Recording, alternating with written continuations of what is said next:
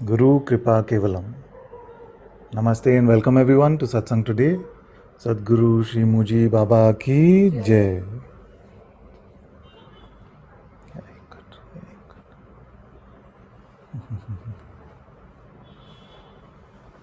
How do you know you have a question? Do you really know?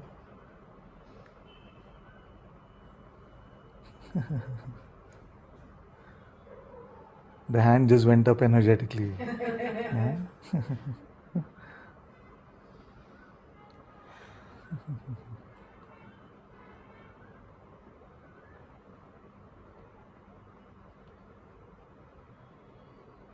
Okay, let's hear Aniko. She's had her hand up even before the bhajan.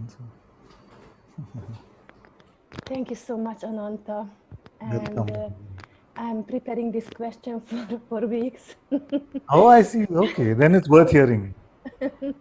I make a lots of notes because my English is not very good. So if you don't mind, I just read it for you. Yes, Thank you please. very much. Thank you. So there is a strong identification with the one who have to make a serious decision. And What this one decision? Savings. very serious, like about life Serious, or serious. death. Serious, yes. Yes. This one has so much fear from the consequences, from the responsibility of this decision, and this one doesn't know the difference between intuitive insight or between the mind suggestions. Yes, yes. And if only the consciousness exists and everything is just the consciousness, can there be a wrong decision? Either it's come from the mind or from the intuitive inside. Yes. And is there a free will at all for the one who doesn't really exist?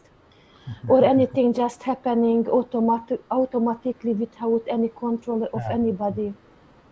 So this is the question. And I if see. you, Nice. yes, and just for make it like real, I just would like to add what is the happening in my life. So I find some symptoms in my body, and I cannot decide to go to doctor or not because I don't really trust them. They are just cutting things itself. They don't really know They're how cutting to. things?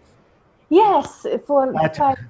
you I'm just know, making just sure I heard you correctly. They're cutting things. yes, yes, and also sometimes they make like false diagnosis as well. They admit it sometimes, and I don't know what is. If I'm going, maybe is wrong because they kill me. If I'm not going, maybe is wrong because I kill myself. And Yes. but yes, this is behind the question. And thank you so Yes. much for the answer. Good. So let's see where we can start. There are many beautiful questions embedded in that one question. One line which really caught my attention was, is there any free will for the one who doesn't exist? You see, Yes, you yourself already you can see that that one doesn't exist. I You see, yeah.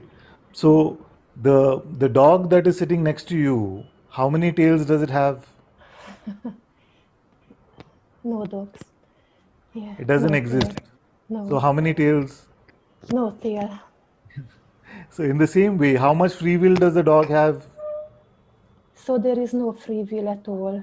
How can that which doesn't exist have anything? No. Nothing. Yes. So So then, Anantaji, yes, then, sorry. so to look at the other part of your question, that then what is? You see, what does exist, and that which exists just as a framework for understanding, we like to look at it in this way, that that which is being, that which exists, has the sense of being, has the sense of existence. We, in this type of satsang, we call it consciousness or beingness, you see, or God, or divine presence, Sadguru presence, whatever you may like to call it. These are the different synonyms we use for that which does exist, like does have a Yeah, sense of existence.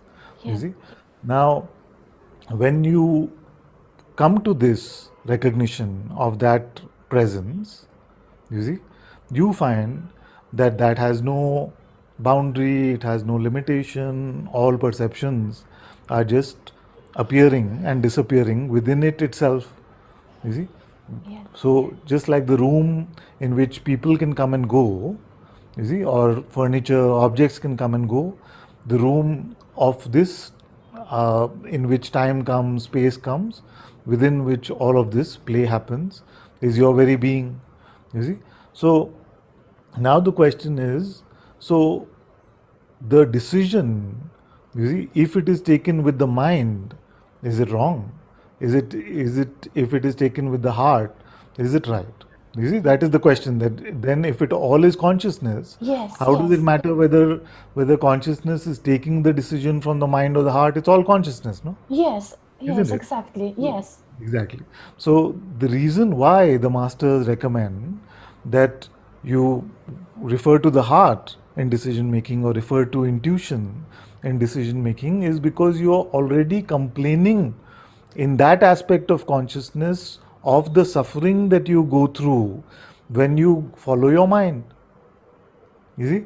So, and then what happens is that as consciousness is playing the game of playing as if it is these aspects, you see, which seem to be different, then consciousness is coming to the recognition of the its own true nature, you see, as pure consciousness itself, then plays the game of delusion and plays the game of dropping the delusion. So, is the game of delusion a mistake? No, it's a play, it's a leela. Actually, it is not even that, but the word play comes closest because our human intellect and mind cannot understand the reason or the meaning behind this play of manifestation. We have to call it something. So, my favorite thing to call it is a leela or a play. You see? So, is anything in the play right or wrong? Not from the perspective of consciousness. You see? yeah. But from the perspective of somebody who takes themselves to be an individual sufferer, who says, I have had enough of my suffering, the advice that consciousness itself gives to another aspect of itself is to say, okay, the way to stop suffering is to not refer to ignorance, to false knowledge, that which you think you know but don't actually know. So leave that which you think you know, and the source of true knowledge is always available to you. You see? So all of Yeah. this is a game that consciousness itself is playing. That's why I say satsang is nothing but consciousness speaking with consciousness. You see? In fact, Yeah. all of this manifest life is nothing but consciousness playing with consciousness. Ananta, can I ask why So consciousness? just one last thing coming up about that. That is why Guruji says that satsang is a rehab by God for God itself to come to the recognition of God. I see. Is a But rehab. You see, yeah. why would God need rehab? Because in the Yeah. pretense, it acts as if it does. Oh, I'm suffering so much. I'm scared of death, or I have this particular problem in my relationship, or my work situation is bad, whatever the variable that we are suffering from may be. You see?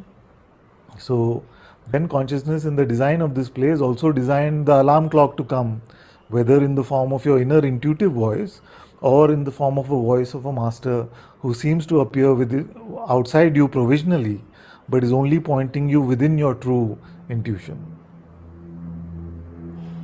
You see?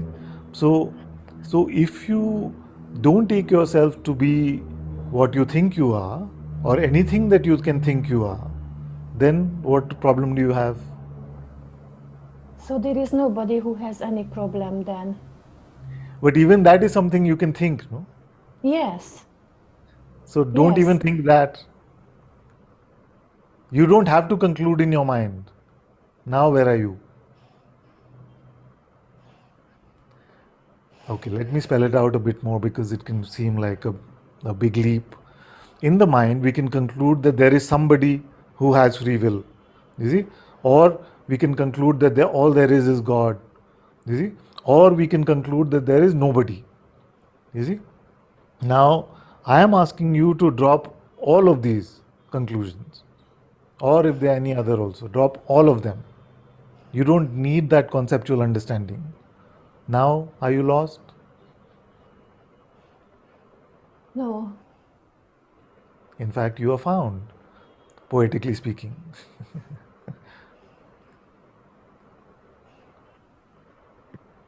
but still, but still, this decision have to be done, and Yes, yes. so Okay, one. so good. So this reminded me of the remaining part of your question. You see, you Yeah, said that it can seem very serious. You see, now something can happen to you right now or your body right now which can seem really serious. You see, and so that is your breath may stop, your heart may stop beating. You see, your that which is holding the molecules of your body together may stop holding them together and it may just fall all over the place. So these things I would call serious. Now, who is doing all of this, beating the heart, breathing the breath, and keeping the body together? just God do everything. Yes, Uh, yes. So, yeah, so what is the limitation to that one which can do all of this and much more? All of no this limit, fantastic play of manifestation. You see? no limitation at all. So it So cannot it cannot move your feet to the doctor or not move your feet to the doctor. It can, no? it can do whatever it want to do. Yes, yes, And because if a thought come to this mind, go to the doctor, and I say no, I'm not going to the doctor, even the thought then I'm not going to doctor is from the same God. So exactly. whatever the decision is not my decision, this is God Yes, decision, and like yes, this is not my responsibility. yes. But who are you now? Yeah. I see, yeah, yeah. You see? So because So yeah, sorry. somewhere we can get into this form of Advaita also, which has become very popular in the last 10 years, where it can feel like I am not the doer, you see, but I am not the doer. Everything is for God to do. But I did not say that. I actually said that there is only God, and if there is doing or will, then it must belong to that one which is. You see? So all is the will of consciousness, but you are consciousness. Yeah, yeah, yeah. You see? But Otherwise, Ananta, what why? can happen is, otherwise, what may happen sometimes is that we can get into very strongly into this sort of mental paradigm that I am not the doer. You see, but who is the you that is not the doer? Yeah, Who is the you that is not the doer? Are you still referring to yourself as the non existent one? yeah, yeah, yeah, exactly. Yeah. Uh, but then still the question is why God won't suffer for itself. With what can you understand the reason that God has? I can't, but maybe you can. I can, but not with this. You see? Not with the head. You see? And yeah, So, so that's why often I say that this idea of cause and effect and reasoning and why is the human mind's attempt to grasp the mind of God, which it cannot do. It is like a bucket saying, "Can the ocean come inside me?" Because I have to, you see, have that experience of the ocean. It cannot because it's only a bucket. In the same way, the mind is only a bucket. Your heart, which is your intuitive presence, is the true master, is the true Sadguru presence. You see, so when you say you can, you're referring to this presence, the presence of the master within your very heart. And what do you need to do to access that is to just let go of the false. Let go of any dependence on the false, and then the true is always available to you. But but I not do, can. yes, Sorry. but not in a way that you can squeeze, once it's available to you, you can squeeze it into your head. It's never available like that. Even the words of satsang don't really match the insight that is available in the heart, but they are mere pointers and ultimately rubbish. You see, but they're just meant to point you provisionally, you see, away from what you may think about yourself or the world or the truth or God, any of that. Just point you away from the false. That is the only purpose. Yeah, because now it's come like if I would working all the time hand by hand with you or with Guruji, maybe I could be. without any identification. I mean, I could be like, there wouldn't be identification at all, but by myself, it's just always coming back. Even if I had million of satsang and I always, every time, every day, lots of times listening, nothing else but satsangs and doing everything for it, but it's always coming back really strong to this identification. And yes, and yeah, this is God will then. And You can effortlessly drop the idea of time.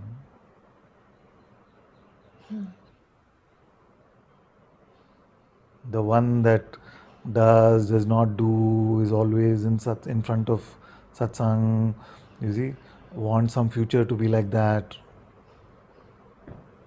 Leave it.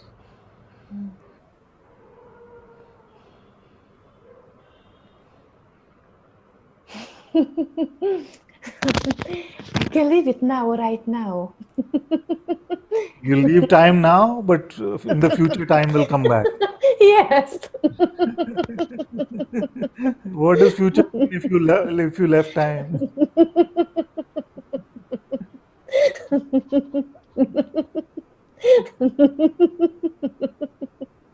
I don't know.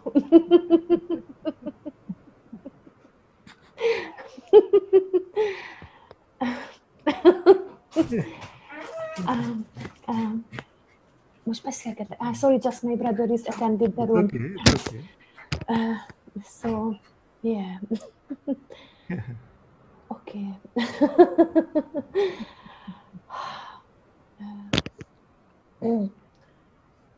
I just don't really know now. That's true.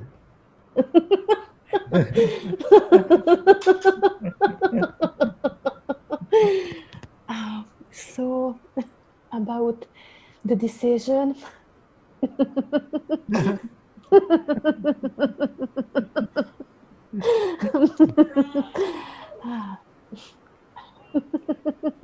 The one that is present, Yeah. the one that is here, has no problem with decision making. Everything is just an aspect of itself, is a child of itself. You see, it's just an appearance within itself. The one who doesn't exist is very concerned about what decision.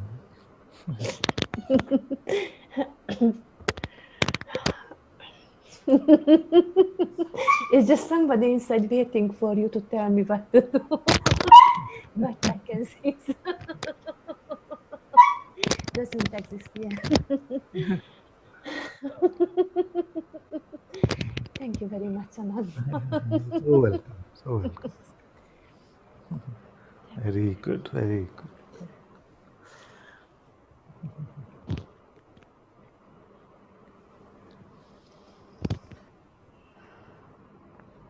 Okay, next I see Paula. Come on, dear.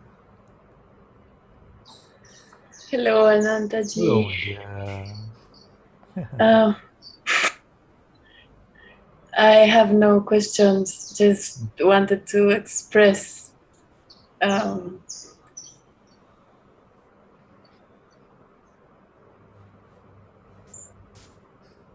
all, all the love and gratitude that I'm experiencing Very good. Very good. with you.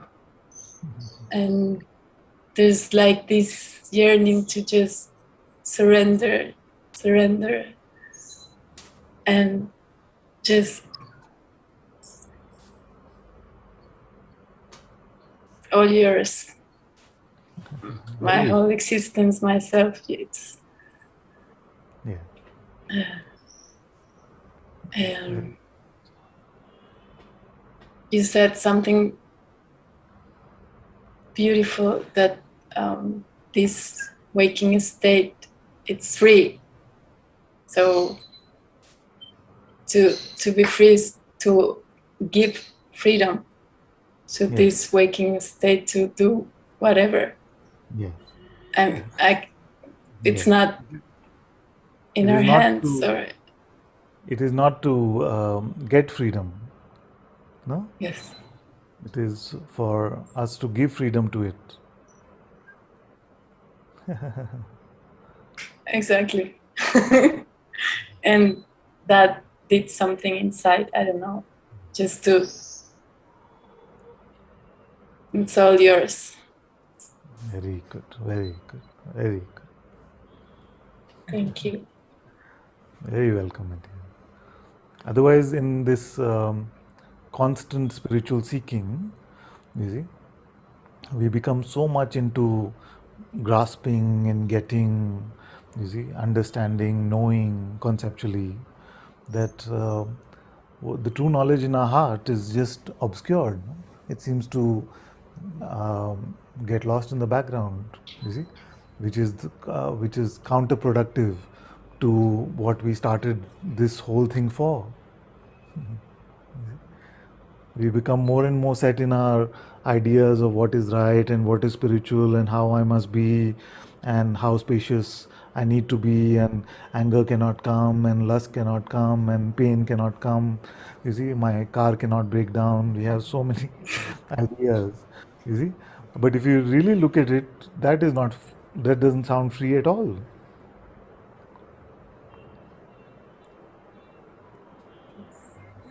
You see? That doesn't mean that these things must come as a new freedom now.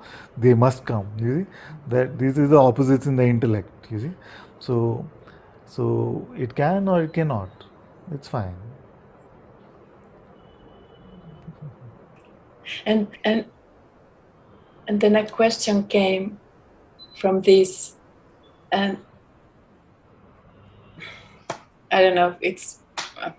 I'm gonna say it anyway, but that if, I mean, this is like this, but and so prayer, what's if everything is just like it is and it's perfect like this? So prayer seems like prayer, it's there's like a yearning for changing something. You pray so things change, maybe, I don't know. So what's in Depends. It there? can start.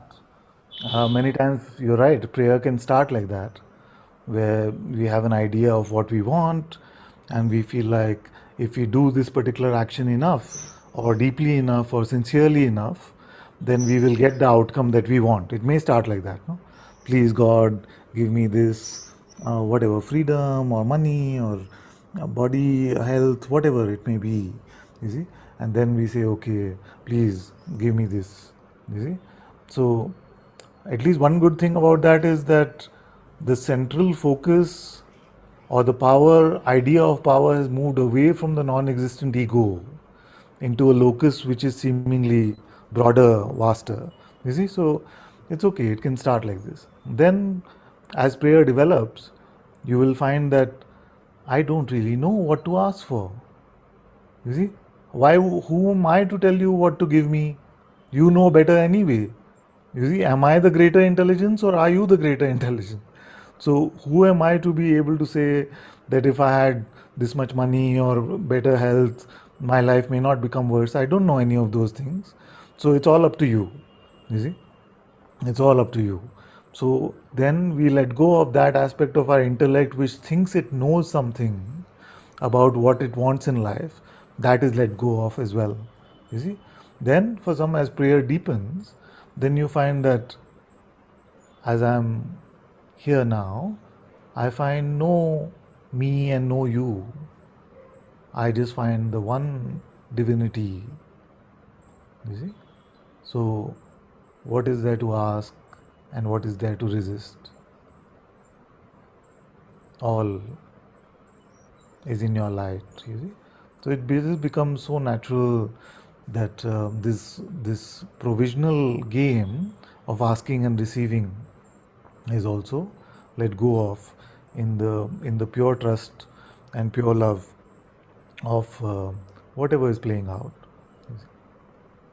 But if the prayer is not for myself but for others, that I Yes, truly yes, want yes, the well-being of everyone. yes. It's fine. It's completely fine. Everything that you do with not grasping or wanting something for this limited entity that you take yourself to be is fine.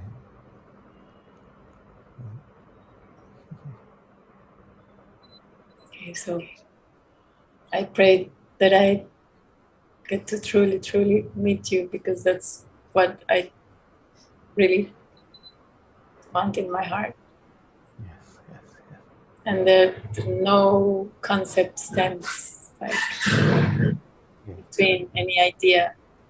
yes, You said last time we spoke, you said that my intellect will not survive, yes.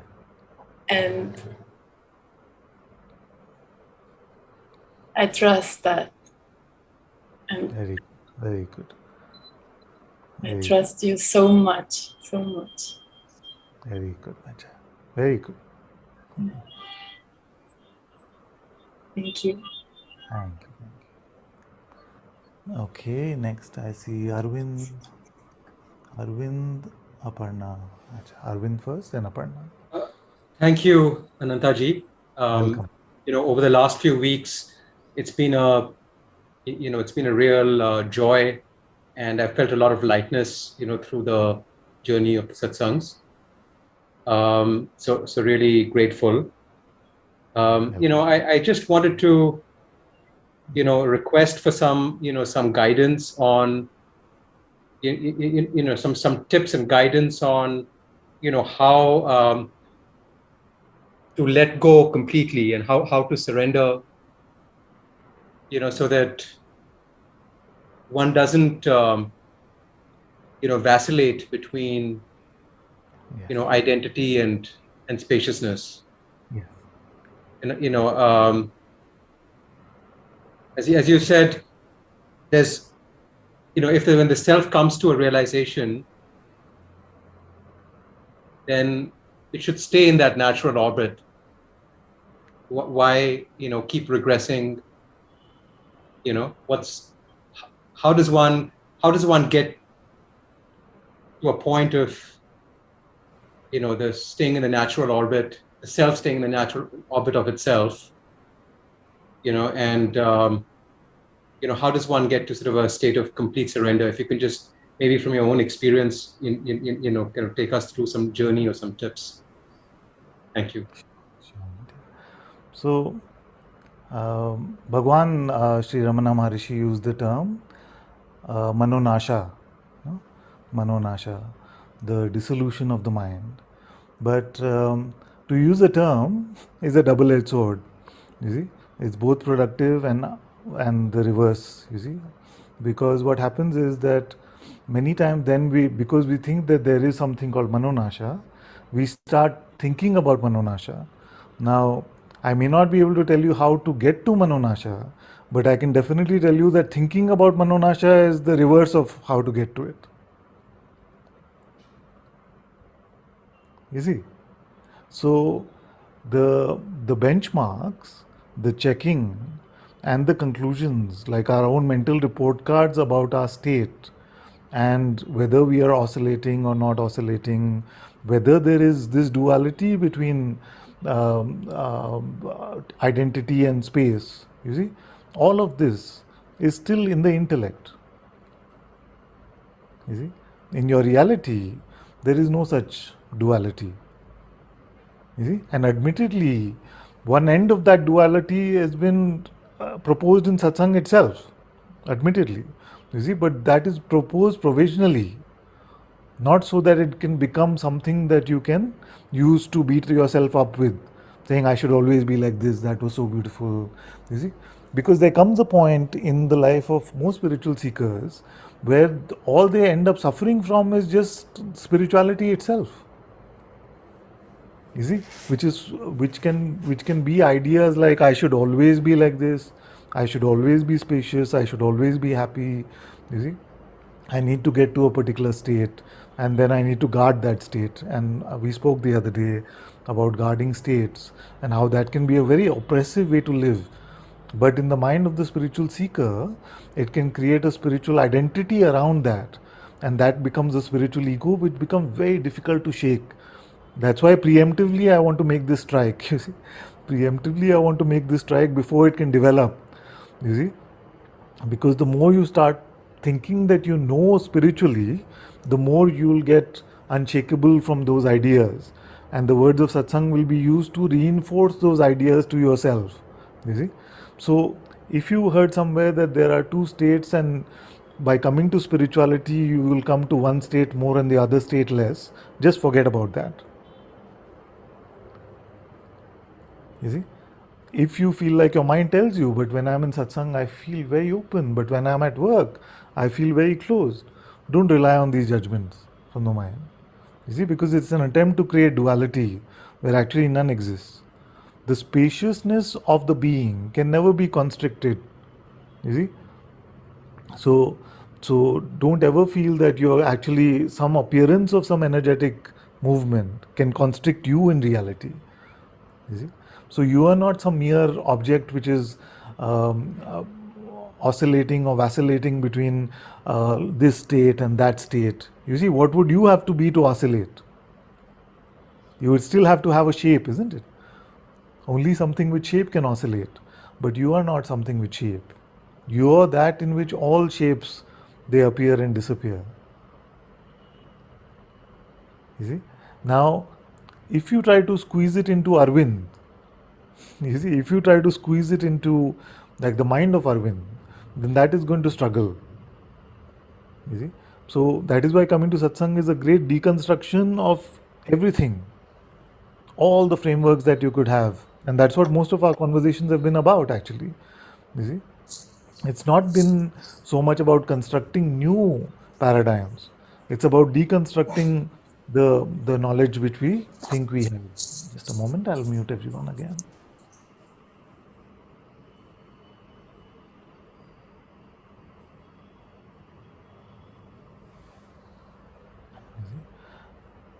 You can unmute. Yeah. So just like this. So the report card on the basis of which you can judge your condition, you have to leave that. You see, and you can feel a bit. It can feel a bit wobbly like that. That I got so used to checking on my condition and whether I'm doing well spiritually or not. You see, whether I have more peace or less peace, whether there is more joy or less joy. You see, but this, which seems like helpful initially, can become a very, very strong oppressor, which will just try to constrict life in a very small set of ideas about how life should be, and the rest cannot come. You see? So, and this is where trust and love comes in, because if you have trust, you will let go without another branch. You see, all our life we've gone from branch to another branch. You see, one spiritual path to another spiritual path, one class to another class, from school to college. You see, from girlfriend to wife, we move from branch to branch. But if somebody says, okay, give me that branch, but I don't give you another branch to hold, usually the reaction is not so great. No? You feel like, okay, I give it to you, but what will I get in return? You see? So you could say to Ananta, yes, yes, Ananta, I'll give you all my concepts on all my conceptual knowledge, but can you promise me in return everlasting peace and joy? You see, and that seemed like a worthwhile bargain. Like who would not make that? You see, but I'm not offering you anything in return. You see, and that can be a bit strong to digest sometimes, because we feel like he's saying that so I can get that actually. You see, no, I'm not saying that so you can get that. You see, just leave it all and leave any idea of what you should get or the state that you should be in.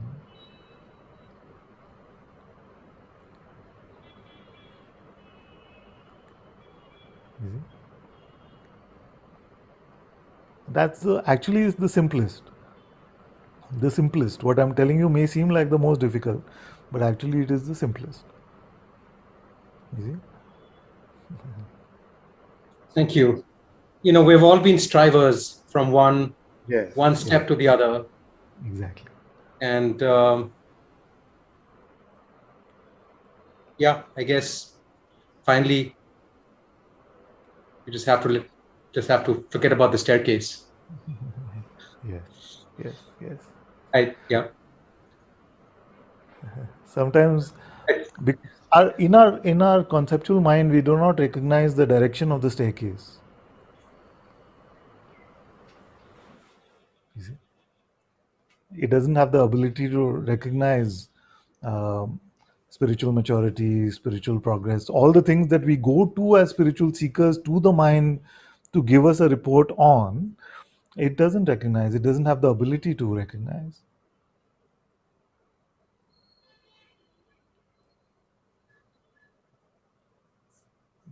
Thank you. I guess I have little to say except that, it's been a joy, and, I'm just grateful for the exchanges, for the opportunities, and, for the experience. I have nothing to say from the mind because, as you said, you can't react to any of this Yes. like through a logical response Yeah. or a logical digestion. It's just, just delighted to go with the flow. Thank you. Very good. Very good. Thank you. Thank you, my dear. It's been a joy. It has been a joy. Somehow it's sounding like goodbye or something, but it's not, of course. But uh, I'm sure we'll continue to meet. And I'm aware that you stay in Bangalore, so we're waiting for this situation to ease up a bit. So good, good, good, my dear. So let's go to Aparna.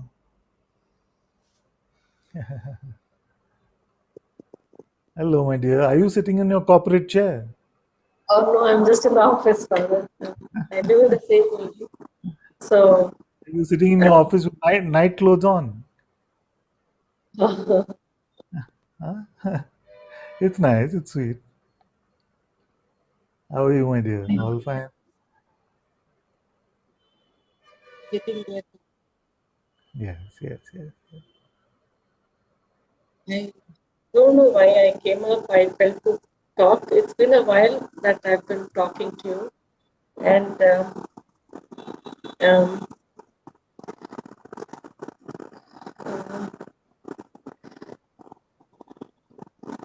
I I want to don't say have. before you start also that I've had the pleasure of meeting most of your family. I met your father and brother, but somehow mom never came in this physical way to satsang or to meet. But I feel like she's here. She's here with me. So and her presence is even more palpable as you come up to speak now. So I just want to tell you first that you don't have to be concerned at all about her, and all that she would want as any parent is for you to be happy and for you to be at peace. So, so So yes, Father, there's so many things going on actually. It's not so many things, but even about her death, to accept, always for me, death has been a very strong satsang. Even when Amayaji also passed away, I had a very strong thing. And the other thing, what I always felt is like last year, one of my dad friend also passed away just like that because of COVID. So, and I could feel those people who pass away, as if they want to tell me something or something like that. But when it came to my mother, but I couldn't. There is some kind of urge that I want to connect with her because I still don't feel that she's gone. I still feel she's there at home. yeah, And now the life has become even more busier for me to what it was before. I had only my work and my daughter, but now I have to take care of my dad, brother, that home, this home, everything. I have to take care of myself too now to take care of them. There's so much. I don't feel that I have time. Also, quite occupied for the entire day, and all these days I had. I don't know what I'm talking, but I'm just trying to pour out. I also felt I should call you and talk, but then somehow there was some resistance for me. So even today also, what I experienced was that as you're speaking, Dhanika is playing hide and seek with me also at the same time. So yeah, she's here only. She was the she's same since Australia. It was the same scenario. So Yeah, that is a little mind of No, mine. please, like, she's grown quite a bit also. Yeah, she otherwise also. Yeah, so today I've been because there's so much contemplation also going on about death, and I felt more curious to find out what is really death. So I also got one book called Death by Sadhguru. So I wanted to read what happens, why it happens, and what is the next process. I have seen, I mean, in my family members, I've seen a lot of death and all, but nobody so close to me, right? And this is something like it just happened. And my dad was also tested positive. He came back in 5 days. So it was not even though that stress was there, but we knew something.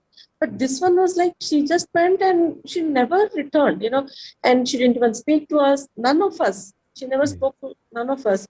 At least my dad and brother had seen her, but I had not seen her. 10 days ago, I had seen her. And so all those things was being like, that is where I'm not able to accept the fact that she's not there, first thing. Second thing, um, as I'm getting more about all this death thing, and I'm also reading here and there, some kind of signs come in saying that I have to change like this. I can't take serious about everything. Life is very unpredictable. Yesterday also, one of my dad's very close friend, son committed suicide on Monday. And we got the news yesterday. He's just my age. And just like that, he's gone through. So that was another kind of shock for us, to take it, because it's so unpredictable. Life is not something which we plan. It's so uncertain. We don't know what is happening next moment. Anything can happen. I could stop breathing next moment. I could stop living. Anything can happen. So it has taken me one level, deeper, I think, to understand. But then what I feel the thing is, the mind is not accepting that fact or something like that, to say that, yes, because it is my experience, it is my experience that somebody just could go like that and it could happen to anyone. But then it is not becoming that deeper experience, if you can understand what I'm trying to convey, because I'm not able to express in words what I mean, what I'm trying to mean, Sure. and uh, and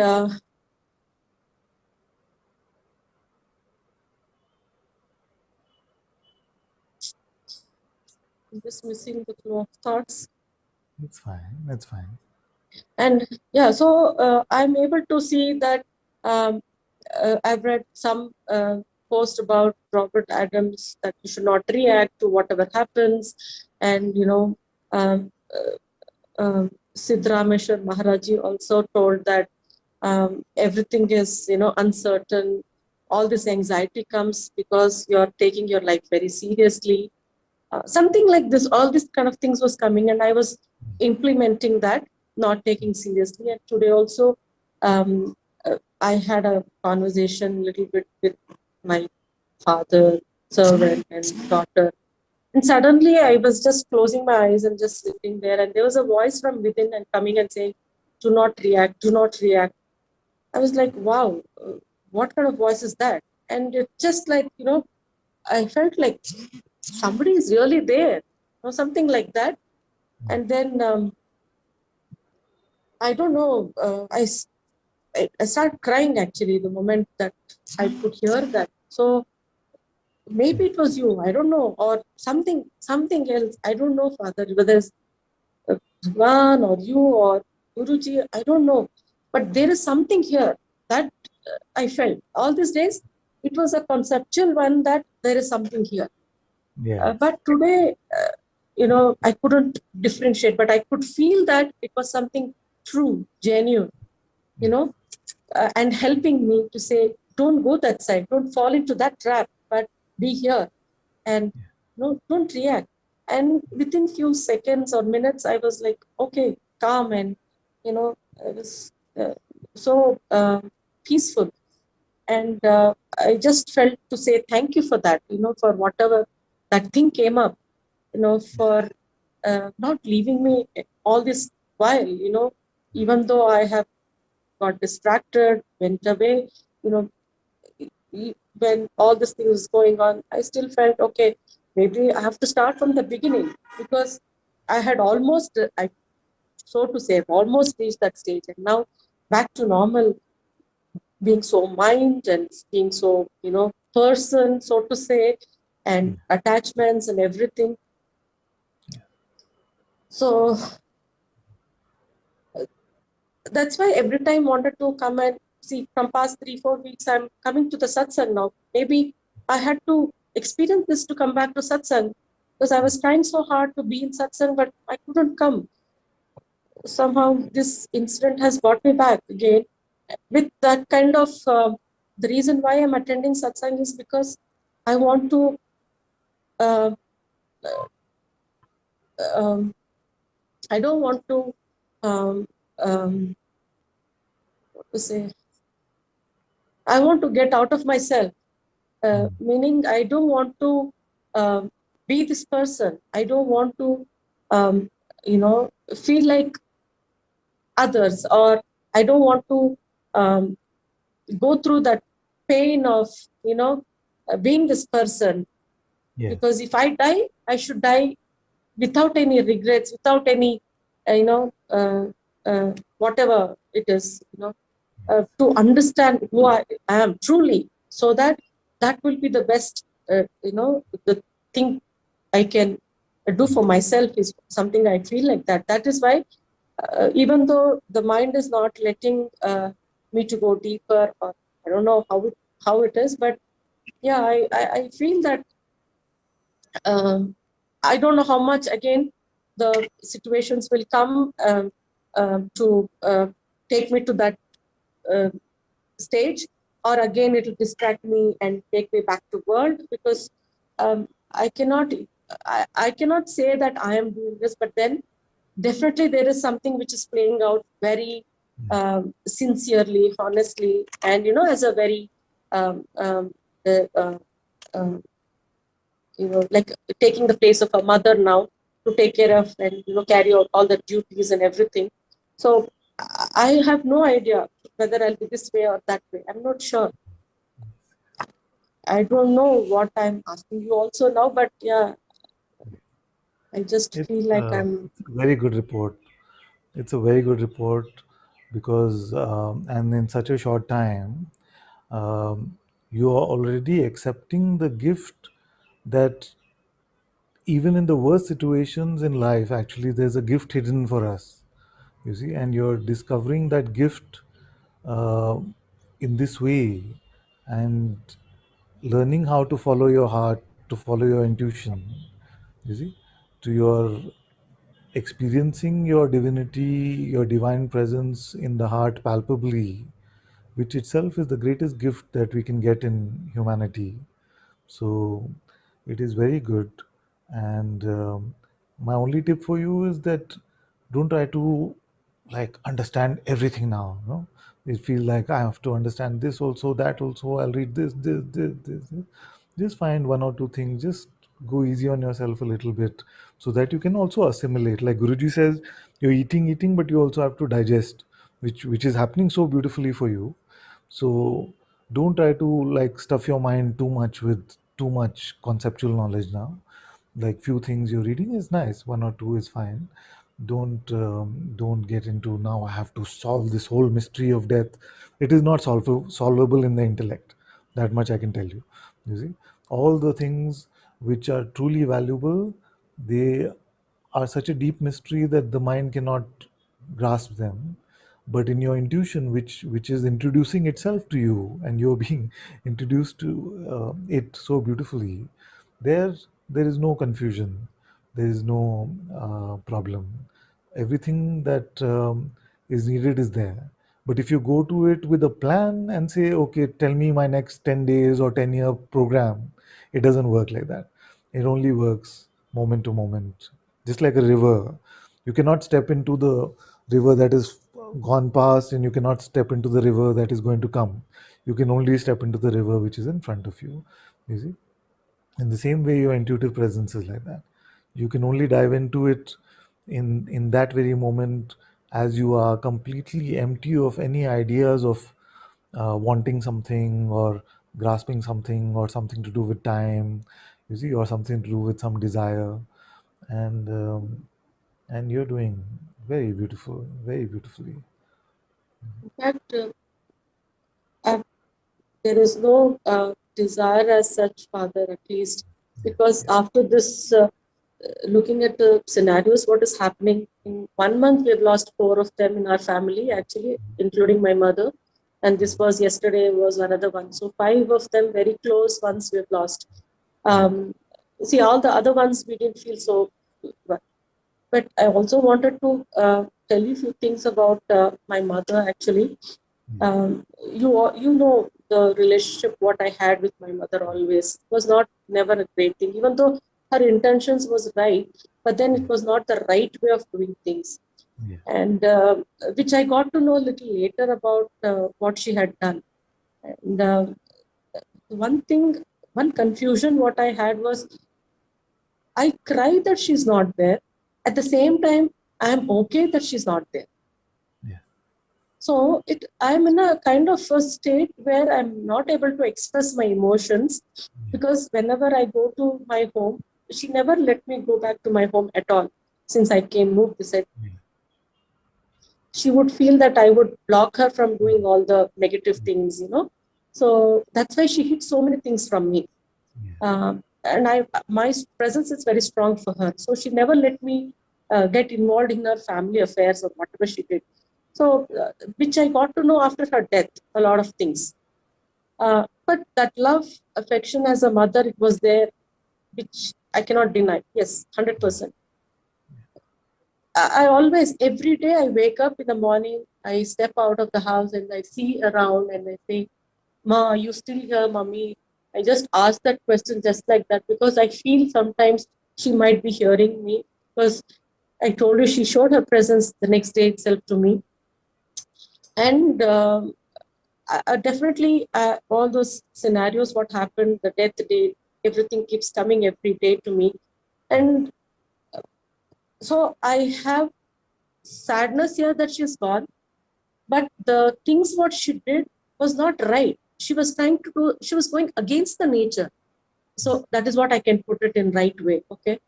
Which was, for me especially, my personal life, she was trying to get involved, which I would have not bothered to listen to her. So I was very upset that she was trying to do something else. Yeah. Because I have moved on in my life. I've come way far ahead with my daughter. I can't go back. And she was trying to go back there. And it's not possible. Like how dead people cannot come back. It's the same thing that for me. I've moved on.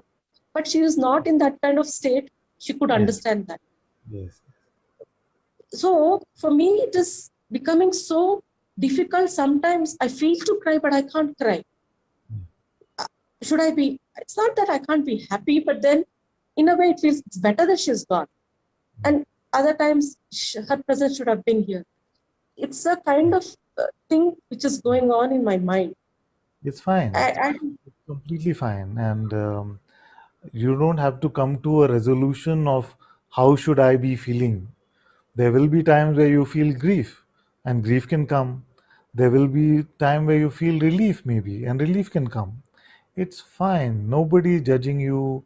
The mind will keep telling you to be guilty about not grieving enough, or to be when you're grieving to say, but you're supposed to be free. Why are you grieving? You see, all of these ideas will come. Don't bother with them. You see, whatever showing up, just you be the space in which it is showing up. Like Bhagwan used to use the example, you be like the room in which all the people can come and go, all the objects can come and go, but the room doesn't bother with what is coming and going. You see, so allow the space in which everything can come.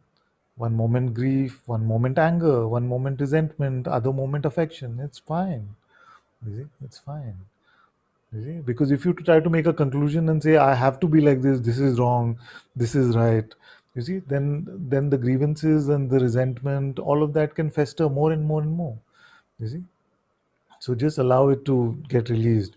You are realizing that as she has left this worldly play, you see, at least for the moment, then then all of that condition that goes along with the worldly play has also been left, at least for the moment.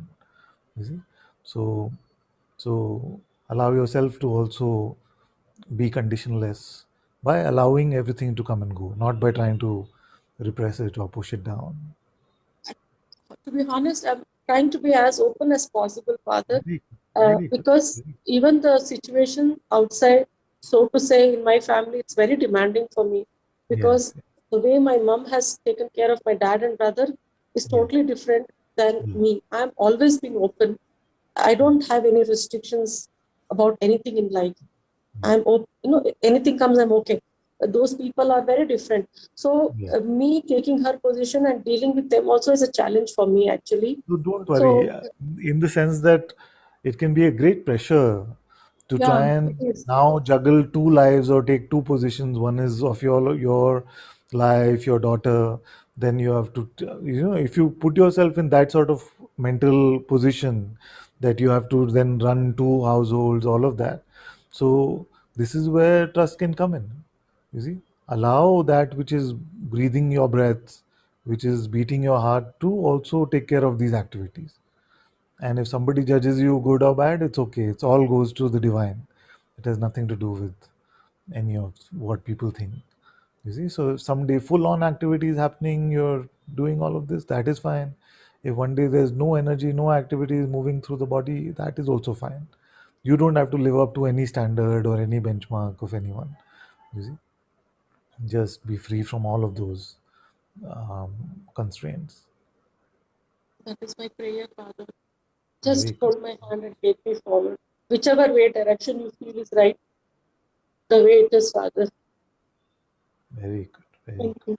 You're doing very well. I'm happy. I'm happy we had this conversation. Very good. Thank you, Father. I feel so relieved that I spoke to you, because it was there, and I have no one to speak other than you, Father, because I know I can tell you anything what I want, and that connection is there, even though I've not attended Satsang, Father. This I really have to tell. You've always been there with me, always. Whether sometimes I might be angry, because it is mine. When the child comes and parent doesn't respond, the child is like, why? So that can also I've had, not that it is not. So Yeah. and again I come back, because as I said, I don't know, knowingly or unknowingly, I've come already to you and I've surrendered myself to you. I don't know if it is 100% or not. That I'm not sure. You know that, but anything happens, I always think of you. Always. So I know that you're with me all the time, Father. Very good. Thank you Very good. so much. Always with you. Always with you. Thank you, Very. Father. Thank you. Thank you. Thank you. Thank Do I you. have to Very. transcribe this one? Don't worry. It's okay for you. It's okay. Thank you. That was also coming up the moment I had to ask this question. Oh my God, it's going to be a long one. So You're doing enough at thank the you. moment. It's fine. Thank you. Thank you so much. Okay. Let's go to Shiv.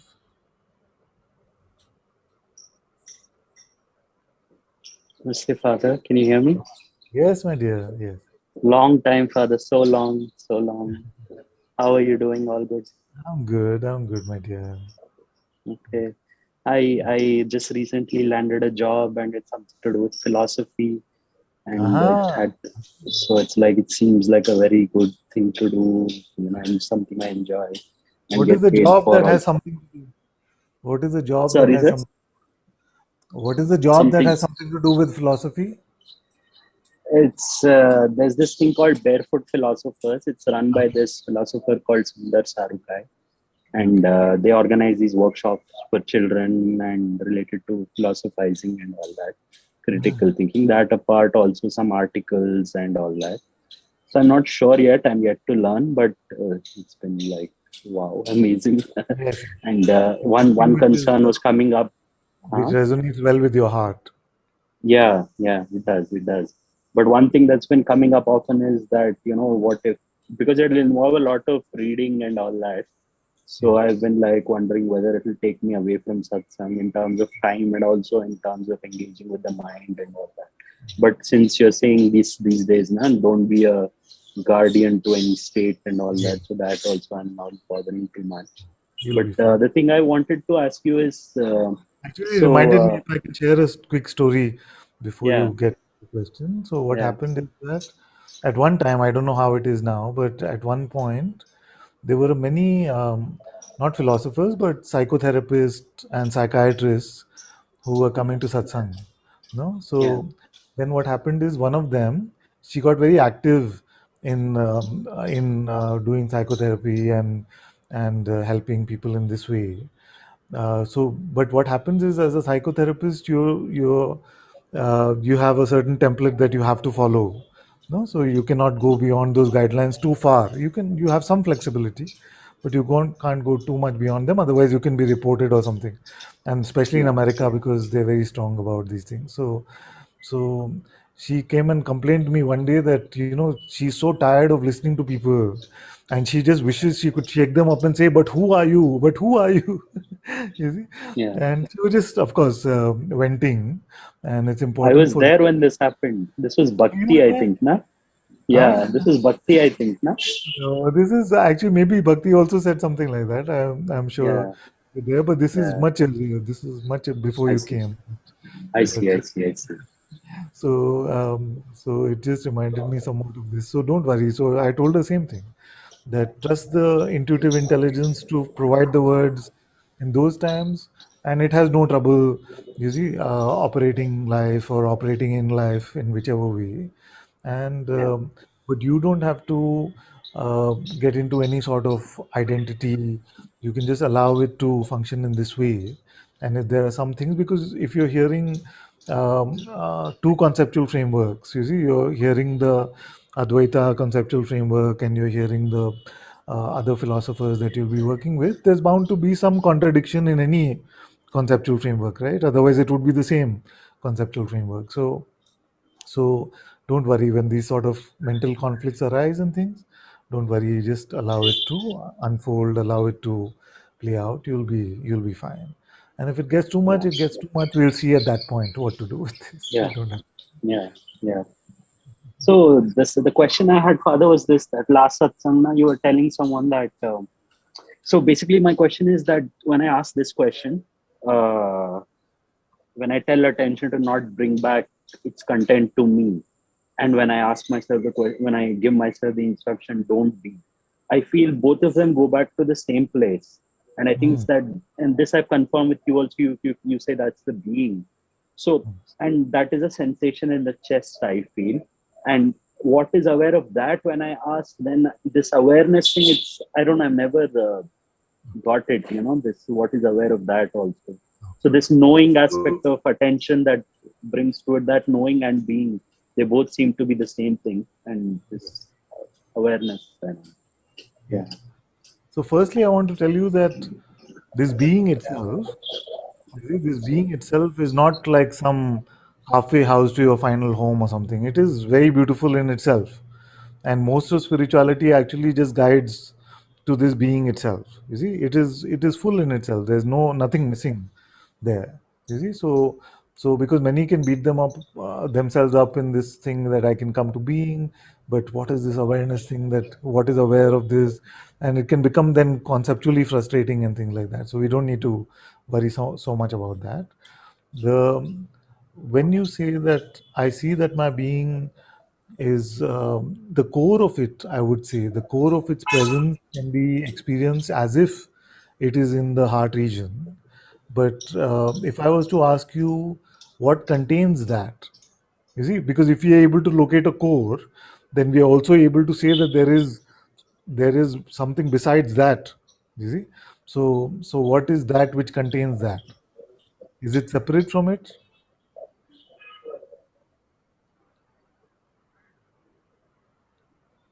contains, I'm not sure, but it seems limited. It's like Yeah. that So sensation. It that's has what its that's what boundaries. we are looking at. So Yeah, I say, for example, that this yeah, fist is at the center of the screen.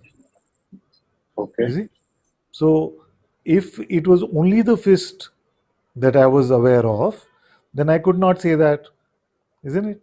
So I have to be able to say that it is at the center of the screen because I'm aware of the perception of fist as well as screen. Yeah. If it is only fist, then I could not see it, say it's the center of the screen. The same Yeah. way, when we say it is located in the chest region or the heart region, then we must be aware of where that is also. You see, it Yeah. must have a basis, because if that was all that you were perceiving, you could not Yeah. locate it in space and say, but it's located only there. You see? Yeah. See? Yeah. So that is what we are now. So we are saying, okay, there's a palpable sensation of my presence, which is at the core of my beingness, which is felt in the heart region, but we cannot Yeah. say it is physical heart. It feels like a heart region. So Yeah. now the question is, okay, that is there, but what is around it? What is it at the center of? What is that? So I could say that the body is around it, and maybe at a further distance in the world around these walls, building, trees, Yeah. so things like that. Yeah, that it's contained in that. Yeah. Yes. So Yeah. let's say that the perception of the palpable sensation of the presence is in Yeah. the same space that all other perceptions are perceived. Would it be okay to say that? Because you said the same thing, like body sensations and world sensations Yeah. contain that, isn't it? So Yeah. would it be okay to say it's in the same space as all other perceptions? Same space. Okay, let's try an experiment. You can close your eyes Yeah. for a moment. Just see Yeah. if you can bring your attention to that palpable presence of being, Yeah. and then um, also you're hearing the sound of the bird. Is it, or you can Yeah. imagine? Can you imagine a tree? Yeah. You see Yeah. now. Now the imagination of the tree and the Yeah. sensation of the presence, of the palpable presence that you're perceiving, is it Yeah. in different spaces? So it's like this. The attention brings back this idea, this mental perception of the tree to that place, like these Yes, wires exactly. that take it back from there to there, something Exactly. like So that. attention brings that to light, and Yeah. but it's not like attention has to take a leap or jump out of some boundary and go to different places, isn't it? uh, I don't know Just how attention, whether it leaps or not, but investigate that. Like it seems like one cohesive. Uh, the words are difficult here, so let's call it the space of being, in yeah. which these words may be heard, that tree may be imagined, that Yeah. presence may be felt. It doesn't feel like you have to visit two different stations to to find these. No? It does appear there's a space between them, sort of. It Correct, but appears to be like that. even that space is something Yeah. that attention traverses, and there's no Yeah. distinct break in that space anywhere. You see, within which all of these perceptions are being perceived. So you're absolutely right. So when your attention is on your presence, then I say, okay, imagine a tree. Then it can feel like there's a space that your attention traverses to go to that. You see, Yeah. Yeah. when I say, okay, now bring your attention to this voice, it can seem like there's a space that it traverses to go to that. Now, if I were to Yeah. say, listen to the bird, it can seem like. So that space is not Yeah. this outer perceptible space, isn't it? Yeah. Yeah. So what space is that? So what is that? What space is that? Because it is not this space. You see, it is not this space, because in that very same space, we have a dream, and then they can create a full manifest world. Yeah. We just close our eyes, and all this we can be introduced to another imaginary realm of objects, of things, of thoughts, of emotions. You see, Yeah. uh, where the possibility to perceive these words, where the possibility to perceive everything exists. So Yeah. what is that screen on which all of these perceptions show up.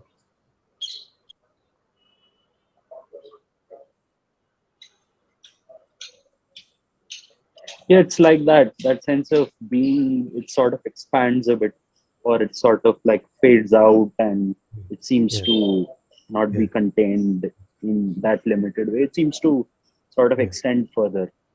yes. Very beautiful. So very good. So that is why usually I don't say bring your attention to your being, because your attention actually cannot leave your being.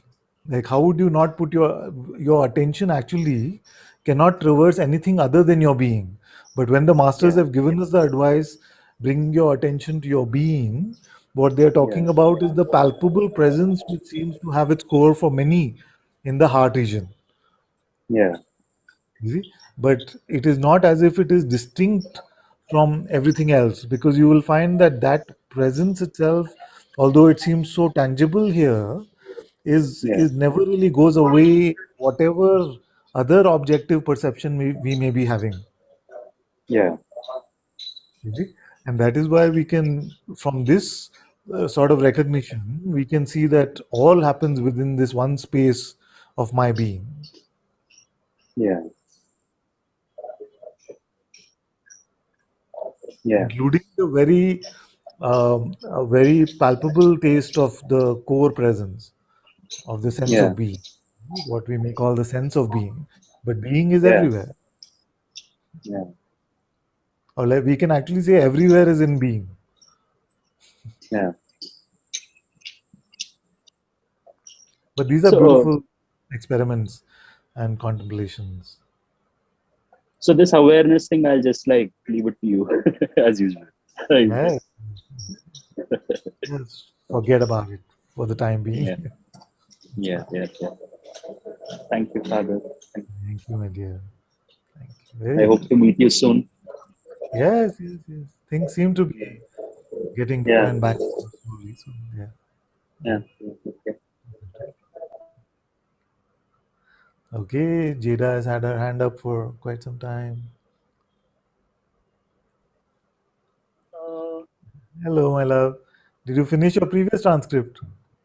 Hmm. no, Father. You have homework piling up there. Yeah, sorry about this, but I will finish soon. Father, actually, while I'm doing today, just yeah, it touched some part, and too much negativity comes up, which I experienced actually the whole week. So see again, when you try to do the transcript, there's some resistance. Not towards transcript, of course, but something. Yes, yes. So then that's good. You must do it if there's resistance. Yes, just I go with the resistance, and I needed to take rest a little bit. Yes. I'm just changing my mic, my dear. One second. Sure.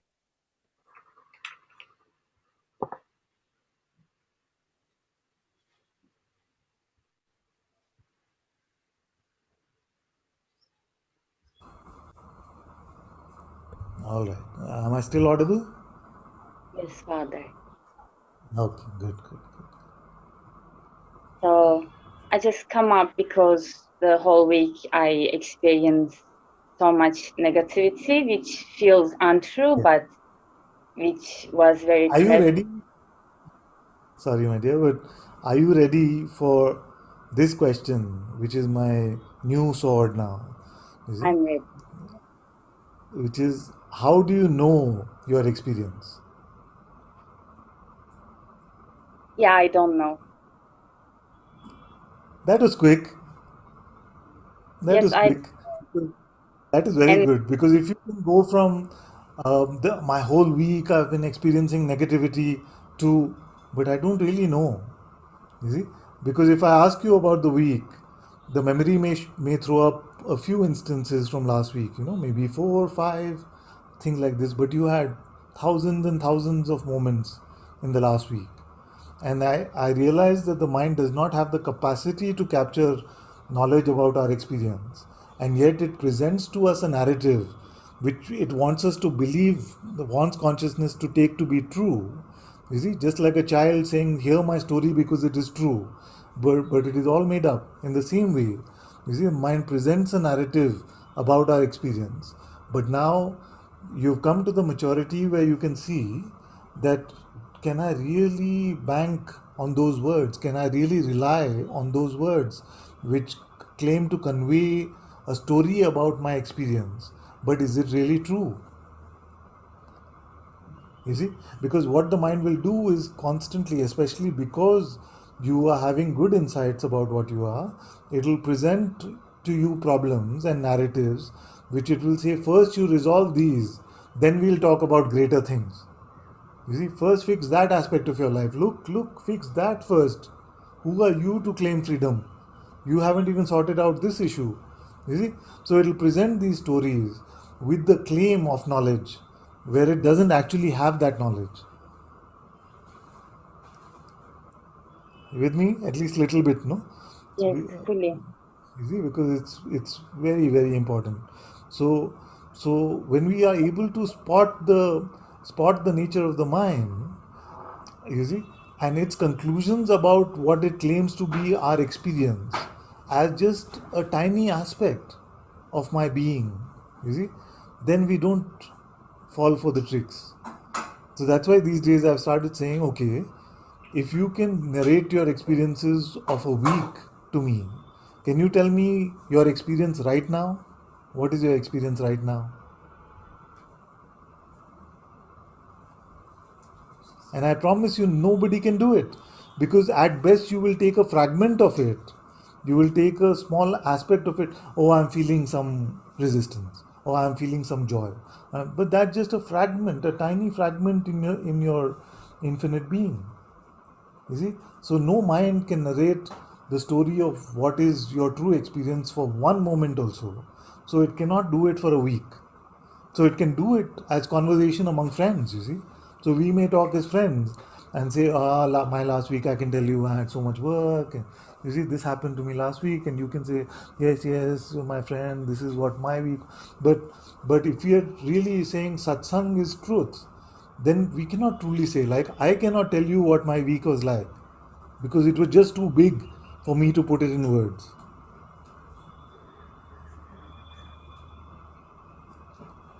You see?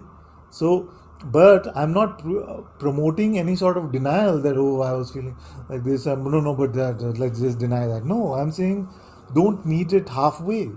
You see, whatever's coming, meet it full way. And you'll realize that when you meet something full way, then you don't have the capacity to interpret it or insert it in some idea about ourselves. You see? I feel so touched with something that you said, like meet with whatever it is. You said something like this. Like don't no denial. When you said this, I feel so touched Yes. You when I see? see that you accept this part too. Of course, because I know the mind and the naysayers will always have this idea that, oh, this is some sort of bypassing or this is some sort of denial. But I'm not saying deny at all. I'm saying accept. But why are you picking and choosing among your experiences and saying only this is relevant to me? God is painting the whole picture for you. Is denial to say look at the whole picture and don't get lost in a tiny aspect of it because that makes you suffer? That is not denial. That is acceptance of your full reality, not your incomplete limited idea of just being a body mind.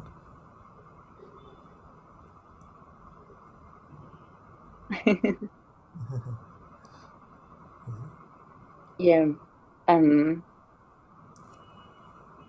there was kind of false suffering. I also say this, there's a suffering, but it's false suffering because it was like, as you said now, just it was going um like the habit of interpretation, but I cannot, like it doesn't work at all. So this kind of false suffering was playing the whole Yeah. week. And I'll give you another tip which will be helpful.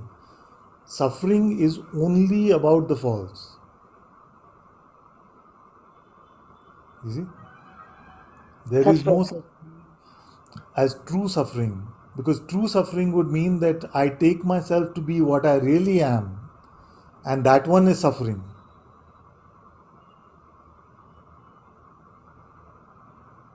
You see? I try to translate to my native language. That's why it's helpful to transcribe, because you can hear it in your own time and just immerse yourself in the words and just see what I'm saying. You see? So I'll repeat this again, and you can transcribe it only once. But but we can have this idea of false suffering and true suffering. True suffering would mean that I'm not taking myself to be the false, I'm taking myself to be what I truly am, and yet I am suffering. You see? Now I haven't met that, because what I found myself to be, and which I'm certain that you are as well, you see, because there are no two, is this unchanging, pure awareness, witnessing principle, which suffering is not even a concept. You see, it's not even an alien concept. It's not a concept at all. Yeah. So suffering relies on false identification, because in the light of truth, there is no such thing as suffering. It's In the true. light of truth, the experience or the perception of pain can be there. You see, but pain resisted with concepts is called suffering.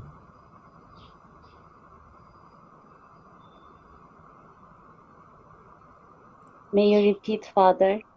Yes, I'm saying in your spacious perception from openness, there could be the experience of what we may call pain, but suffering means pain plus concepts. You see, pain can appear naturally. You see, but for suffering, you have to work hard. I know it sounds the opposite of what we think, but for to No. suffer, we are doing a lot of work.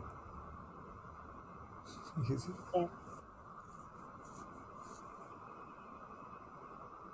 Yes. It was just too obvious how false it was, but it was playing anyway. Yes. Once it's seen to be false, you see, once it's seen to be false, then it loses its ability to grab us. You see? Because we only believe what we think to be true. Nobody says, "Oh, this is so false. Let me believe it." Isn't it? Try to do that. You see, whatever I'm going to say now is going to be false. Just believe it. You see, a man climbed up the tree and then he fell down. You see, it's all false. Believe it. It doesn't work like that.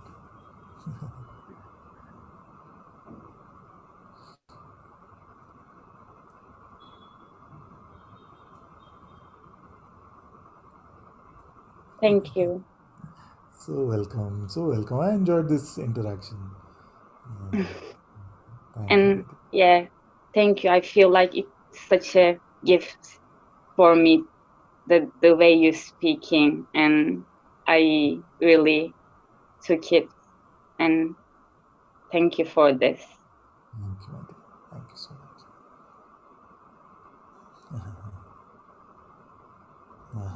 Who's here? Shivani is here. Hello, stranger. Hi, Father. Yeah, I'm It's gonna like my pin. twin went missing for a few weeks. All good with you? Hey, I what was was feeling that? like my twin went missing for a few weeks. I'm just trying to pin you, and I've forgotten how to Ah, do this. Oh, yeah, there you it's go. not showing up for you? Yeah, I got it. Okay, I missed what you said, Father. I was saying that it felt like my twin went missing for a few weeks. Did you take a holiday? Did you take? It's been a few months, I think. It's been a few months, has it? Oh. Yeah. No, I'm still here.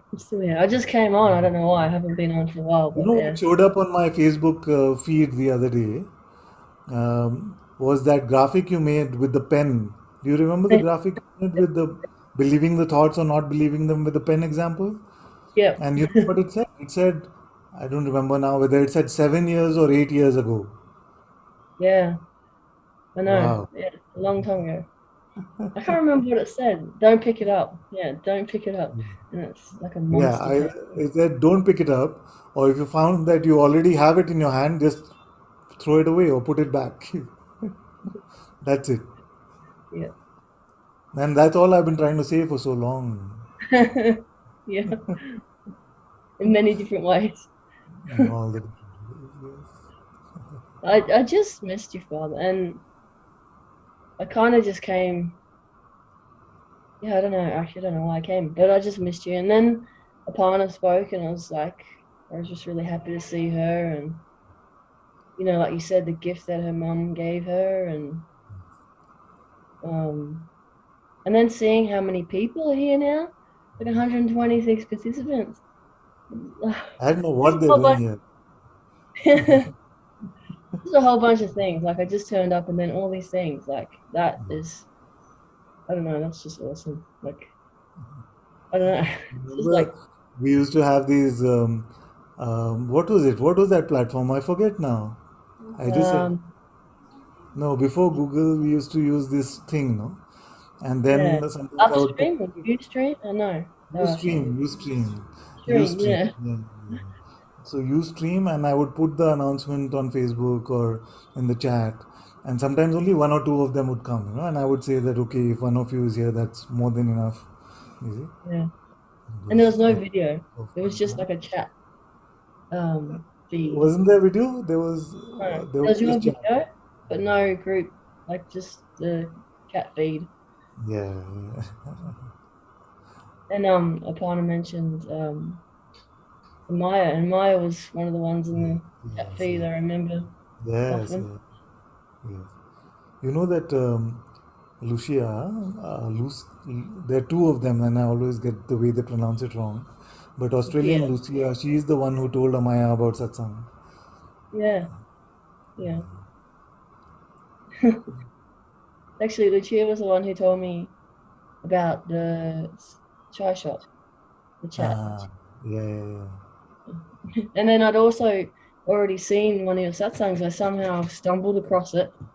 And then she told me there was a chat, and I was like, oh, I was actually watching that guy the other night. Yeah, So it all kind of happened at once. Like the yeah, chat turned up, and yeah. yeah, But yeah, Father, I just one of the things that came up, and I don't want to come with something because I don't have anything. I just came, yeah, to say hi. Um, but when Aparna was talking about, like, when she was speaking, how she said, every at any minute someone can just not be here anymore. yes, It's yes, kind of that's what brought me to satsang, like yes, in 2012, I think now. yes, Um, my best friend passed away, and I was just shocked because I was like 34 and I'd never had anyone close to me die. yeah, And it was funny because the week before I said to her that exact thing, I said, if someone I know who's really close to me dies, I want to be stuffed. And then a week later, she was gone. So yes, that yes, when Aparna said that, like, yes. I remember this. I remember you telling me this. Your friend yeah, was it Deborah or something? I don't remember the name, but I yeah, remember you telling me this. Yes, yeah. I mean, that's kind of a blessing, like it when you're hit with that to go any second now, this person could not be here. And yeah, okay, this is the twist in it because I still struggle with this. And yeah, how sometimes you say that nihilistic view of life is meaningless or whatever. I can't remember how you what say is it. it? What do I say? Like there's I this never nihilist, remember what. yeah, like I can't remember how you put it, but it's like this um The nihilistic view. Ah, is that yeah, what you said? Ah, yeah, nihilism. Yeah, yeah, like because that kind of what happened when that happened. I was like, well, then what's the point? If yeah, 1 minute I could be looking at someone and the next minute they're gone, yeah. because it's like all my attachments, Oh, like they were so fragile. Like it just made me realize that it's yeah, just so fragile. yeah. So, were we born with the idea that life must have a point? Mm, And does it not having a point that we can comprehend, does that automatically imply that it is pointless? No. Is it It just implies that all the attachments that we have are pointless. Like I'm just all saying that the in our intellect, we can only present it this way, that either life is very meaningful, it has this point, or it presents it as, oh, it's pointless or meaningless. But does it have to be pointy or pointless? Can it not be beyond these opposites? And isn't it beyond these opposites? yeah, it is. I have to be honest, though, I struggle with this to this day. Yeah, Like I struggle. because that is our need to understand, no? That is our need to understand. But anything that is valuable in life, whether it is love, whether it is being, whether it is the self, whether it is truth, anything that is valuable, have we really understood it? Can we really understand it? Because the It's tool to get that understanding, you see, is yeah. too tiny. You see, it It's only not deals in understanding it, Father. It's like not wanting to accept that fact that I don't know if it's attachments, but like, the kids, like if one of the kids just suddenly wasn't here or yes, yes, yes. it's like really hard to accept. Thank you for reminding me of that, because I wanted to tell Aparna also this. You don't need to accept anything. Mm. What would Because that I don't, acceptance I be? struggle with it. I can't accept it. I see that she's also trying to accept that her mother is not there, but it's not true that her mother is not there. You see, only in a particular way. But even that, we don't have to force ourselves to accept. Mm. Well, it kind of is like you have to because that way has changed. Like it's memory. It's not. So, but if you really look at it, in the play of perception, something appears or something does not appear. In those perceptions, in themselves, the perceptions are not saying, oh, that one is not there now, or that one will never show up now. It is only the mind presentations which have these kind of ideas, no? Mm. Yeah. Yeah. So the mind pokes us both way. If we become too accepting of it, look at you, you're so hard, you've accepted that your best friend is gone. You see how rough are you, or how tough are you? And if you say, no, no, I can't deal with this concept, I don't want it, and you say, see, you can't even accept. Acceptance is very important. But the acceptance that I'm speaking of is not to give a conceptual assertion to an idea from the mind. It is to allow even the unacceptance conceptually of an idea to be there. I can't accept it. Okay, don't accept it. It's fine. Who told you you have to accept it? I mean, I know the world tells us that, but I don't ever recall saying something like that in satsang, that, oh, I have to accept, because I don't know. This could be a dream. That may have been a dream. I don't really know. So, what to accept and what not to accept? It seems like no, I can't really say that because that's just an idea. But like, Yes, but what is the best way to look? What can we really say? You see, I yeah, like what you did, because you started something and you said, can I really say that? What would real imply there? And what is the way I have to know? You see? And when we start looking in this way, we realize the mind has just been making a monkey out of us for this long, I think, okay, now accept this. Oh, no, no, you can't accept that. We're presenting these things, and we put ourselves in these limited positions that something has to happen before I can be free or something. yeah, because it's like my mind just says I couldn't accept it, and it's Yeah. like So, it's suffering an idea that hasn't even happened, yeah. and maybe at the I can't. time Or it would. suppose, for example, sorry, I seem to keep cutting you because there's It's a okay. lag. But suppose I didn't accept what you were saying, no. So I'm not going to beat myself up and say, no, no, I should accept what Shivani is saying. You see, no, I don't accept what you're saying. It's fine. Yeah. Well, the non-acceptant kind of brings this anger, like this pissed offness that But I was I'm not telling saying you. that I have to get into non-acceptance. I'm Yeah. just saying that I remain neutral. You see, neither accepting nor, no, no, I reject what you're saying. So I'm not talking about an acceptance or a rejection. You see, because either position is full of trouble. I'm gonna have to transcribe this file. No, but this is very good, because you see the nature of um, the like this. If we say, okay, now don't accept, that means that I'm now rejecting or not accepting. No, that's not what I said, because that's a new position. You see? I'm not accepting, but I'm not rejecting either. I'm just letting it be.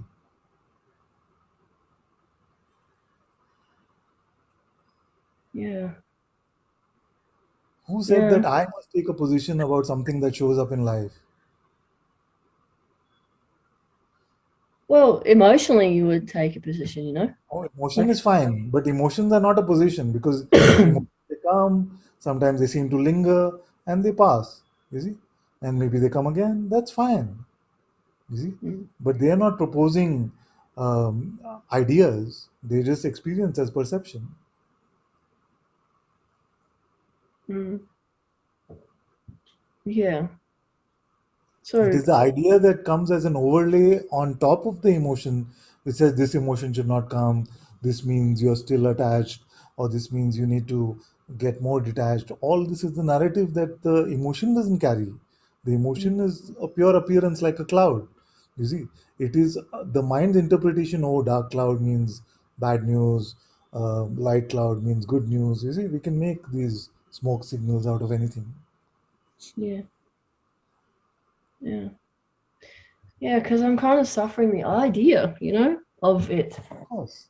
That is exactly the pen thing we were talking about just yesterday.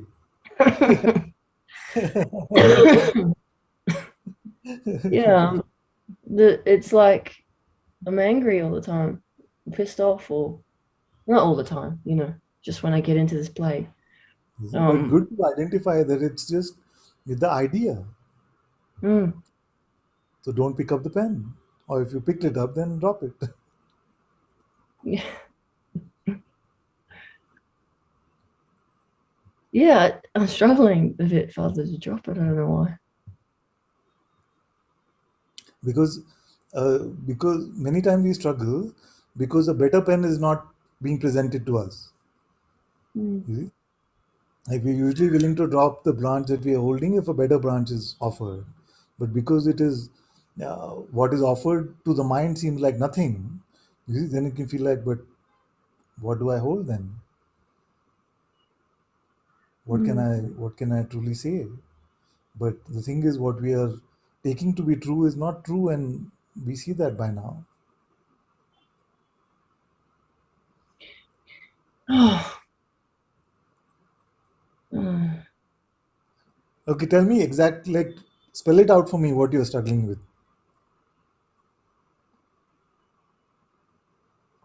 well, okay, when my friend died, like, and it hit me like upon I was saying, so I came and wanted to speak about it.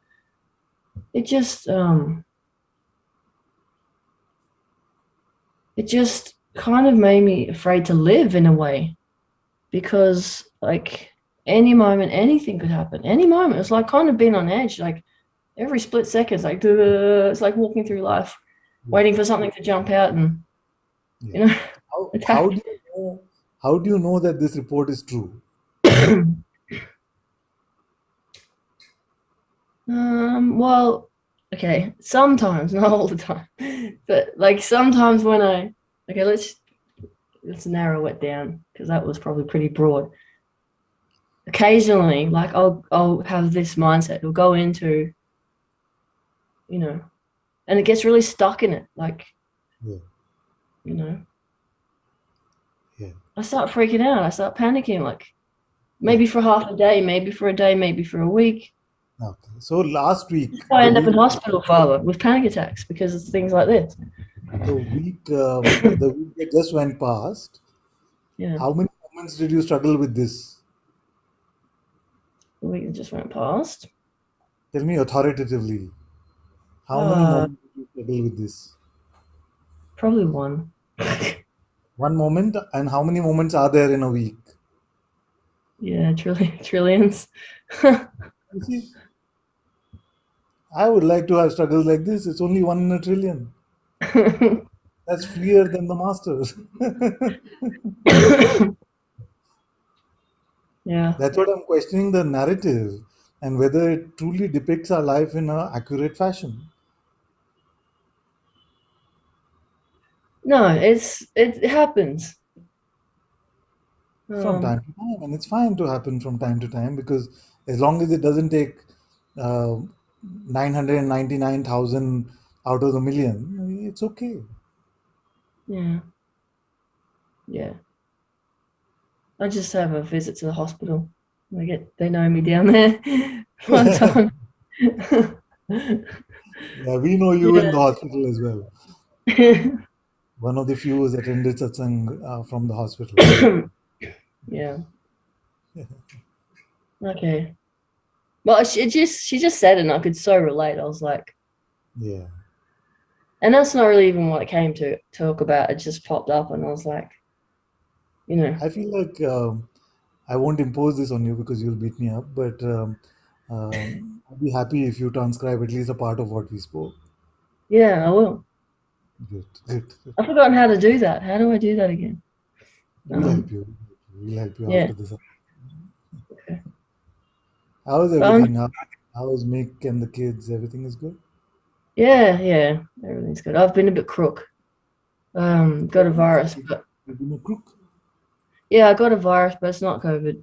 So, but What yeah, is it's not the term you used for that? You've been a crook. crook. Been a bit crook. You've been a bit crook. Yeah. Crook means It thief, no? means The English I means speak. sick. It means sick. Oh, really? Okay. Crook. I've been a bit crook. Yeah. Be careful if you say that in some other country, they'll arrest Yeah, no, I'm not a crook. I've been a bit you. crook. Take care, my dear. Take care of your body and heal Yeah, well. yeah. I miss you, Father. I can't wait. I don't know for the next I didn't time. realize you've been gone for months, otherwise I would have chased you down. I thought you're just taking. It's been a couple of months, I think. Really? Oh, the other thing, Father. You know Ah. how I harassed you about the Enneagram book? Yes, yes, yes. Yeah, I well, remember so very well. Yeah. I've been doing that a bit. It's pretty interesting because I should it's have known if basically you're not in satsang, you're definitely doing that. it's basically pointing at it from another direction, like Yeah. pointing out the ego, so it's Yeah. not invisible. You know, Yeah. it's like someone's gone and done a documentary on humans. Uh-huh. It's crazy. I don't know who originally figured this out or whatever, but yeah, it's basically like the flavors of the ego, and then it points it out. So then you're like, okay, this is what you're not. So Very it's not so yeah. Very So it's not good. so Sounds good, my dear. I love Just it. I'm still on this whole Enneagram thing. it's fine. It's fine. Good, good, good. I love you, What fellow. they say? Something like the more things change, the more they stay the same, or something like that.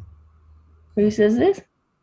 Somebody don't they say like this? Something. Yeah, I don't know. It may be from the universe where I'm from. I'm not sure which one this is. Maybe it's from the farm guy universe. Farm guy. Farm guy. Is there a farm guy that you have as well, or something? Owns a farm or property or something Oh yeah. in the alternate universe? Yeah, yeah, yeah. This is true. Yeah. Good, good, good. Okay, Mali. Take care. Thank you. Nice, nice. You came. Good.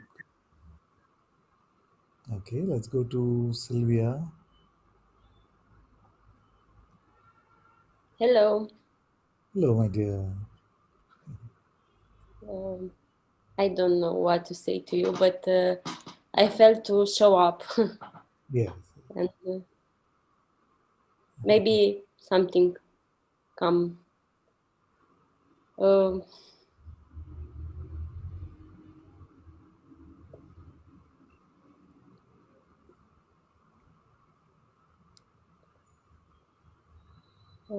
I have a sensation like a feeling like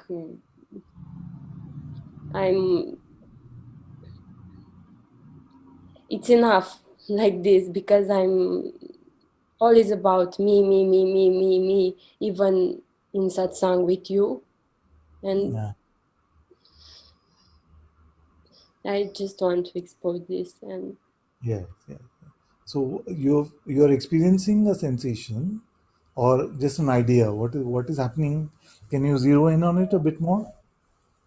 it's like in the body, in the physical body, it's like emotion and like feeling of dying inside or burning or something like this. um, on a mental way, it's like So okay, let's yes, slow it down even more, if yes, you'll indulge me in that. So don't interpret it in any way. Tell me as raw as possible. Like, yes. don't tell me what you think it means, like a feeling of dying or any of that. Just what is the experience in as simple a way as possible.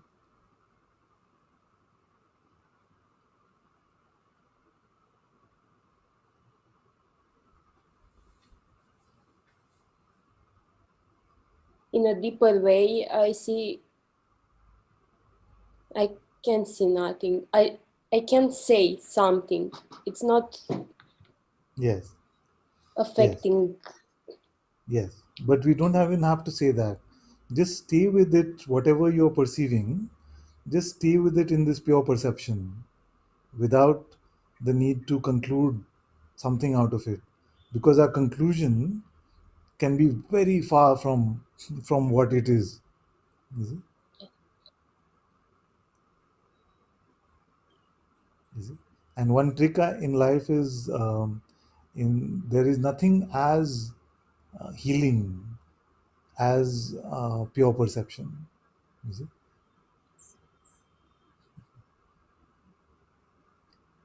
The It's minute true. we bring in the idea of being able to know it, you see, conceptually, that's where it seems to become stuck.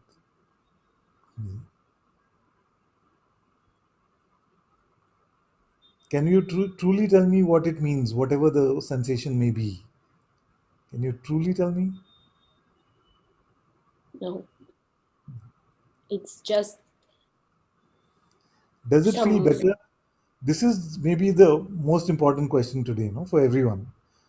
Is it better to have a false idea of something because it reassures us that at least I have an idea about what it is, or to be allow ourselves to be in the mystery? Oh, I've said it too poetically. Now the answer seems obvious, but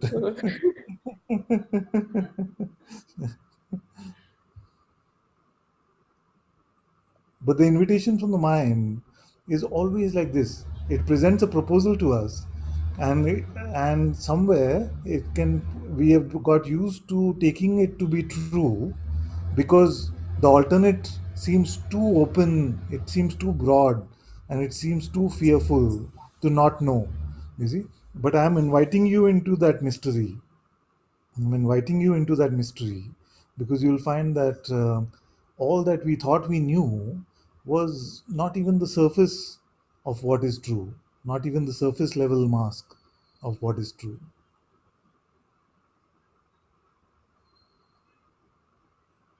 Yes. Is it? uh, That's why the theme of satsang today and the previous few times has been, how can you know your experience? What is the way in which you can know your experience?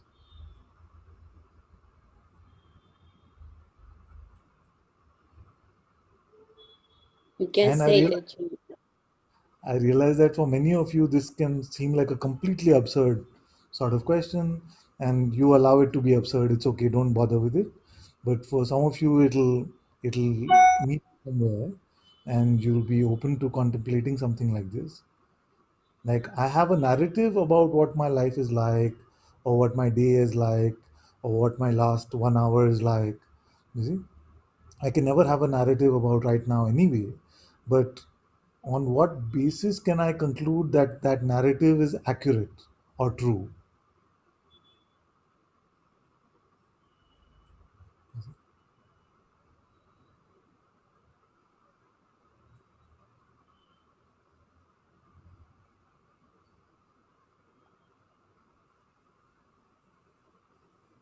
can be just an idea that I know that it's true. It's just Yes. to Which is reassure me that which is yes, just like saying, like children say, it is true because I say so. You see, yes, that is not a standard of truth. It is just an insistence of truth. So the mind behaves just yes, like that. How do I really know this is true? Because I said so. You see? yes, And that only brings conflict and suffering. You see, because one time it says like this, another time it says something else, and there's apparent play of all these so-called minds, which is actually one mind. You see, it seems to present different versions. You see, and that is why there's so much conflict and struggle and strife in this world. You see, so the way to knock off all the narratives is to really zero in on this a bit and say the mind comes with a proposal for a story of my life. Can I really conclude this to have some truth? On what way can I say it is true? And if you explore, you will find I can't really say. You see? So, to take that which we cannot really conclude to be true as the truth is the ignorance that the masters are telling us about and that we have to let go.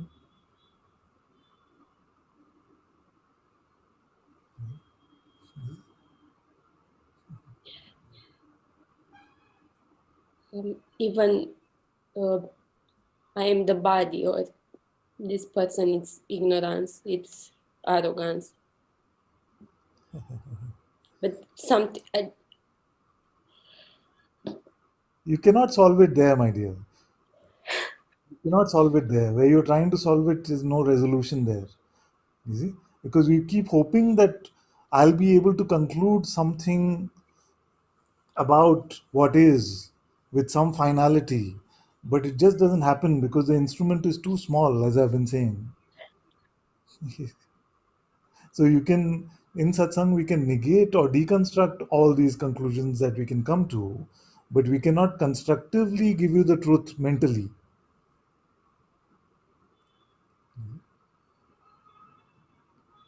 uh, So after without the attempt to resolve it conceptually, show me how you're struggling.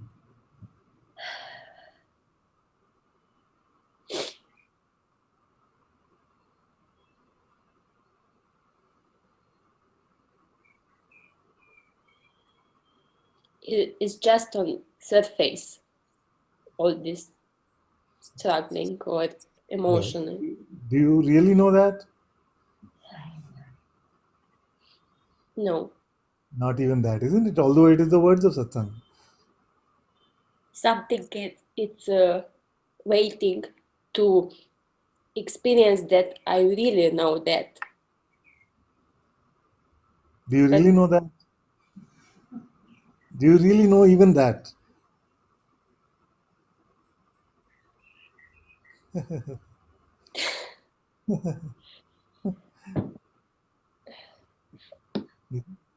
Get used to the wobbliness of inconclusiveness.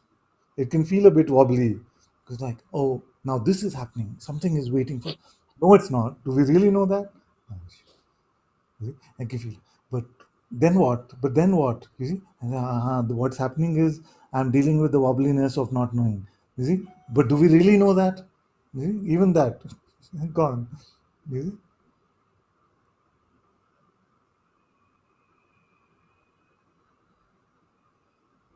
yeah, That's where we have some fun.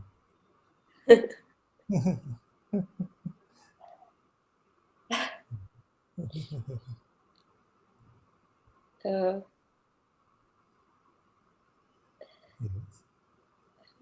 Don't be scared. Okay, I won't say, do you really know that? Say you can say. Although it's a good exercise, but not to oppress you.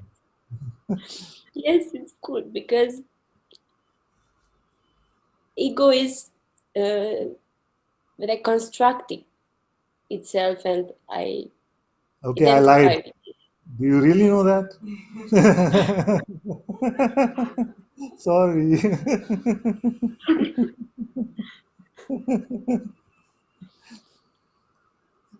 Why believe when we don't really know? Let me ask a why question. Can Why believe when we don't really know? yes.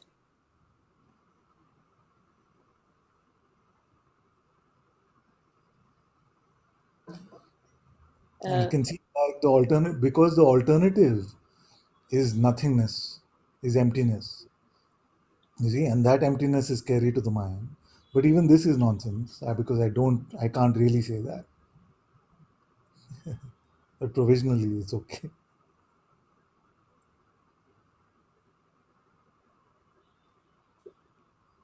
But When I'm inviting you and all of you in this emptiness, in this openness.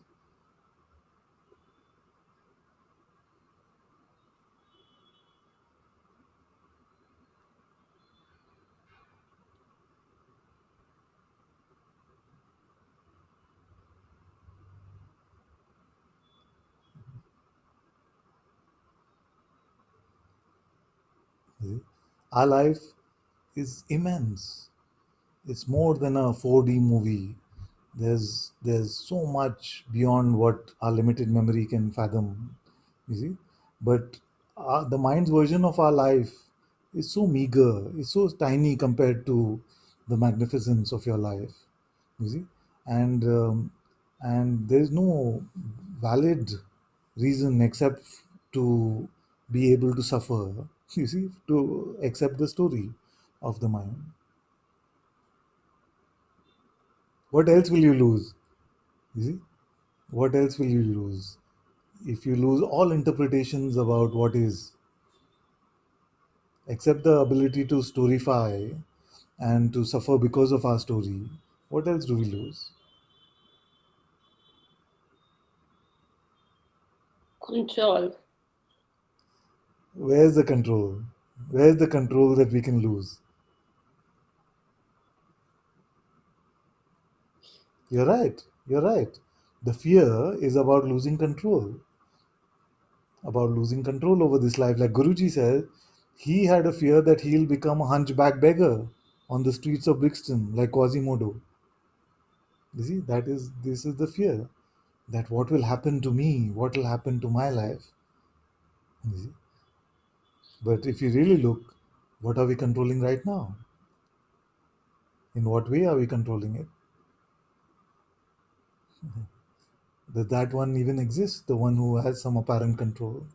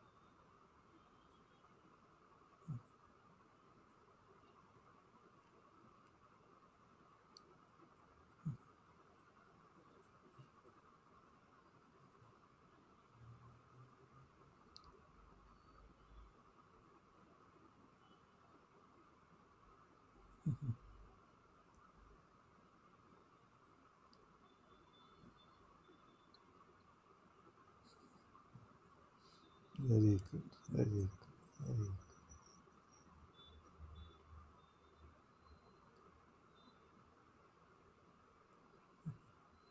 Thank you.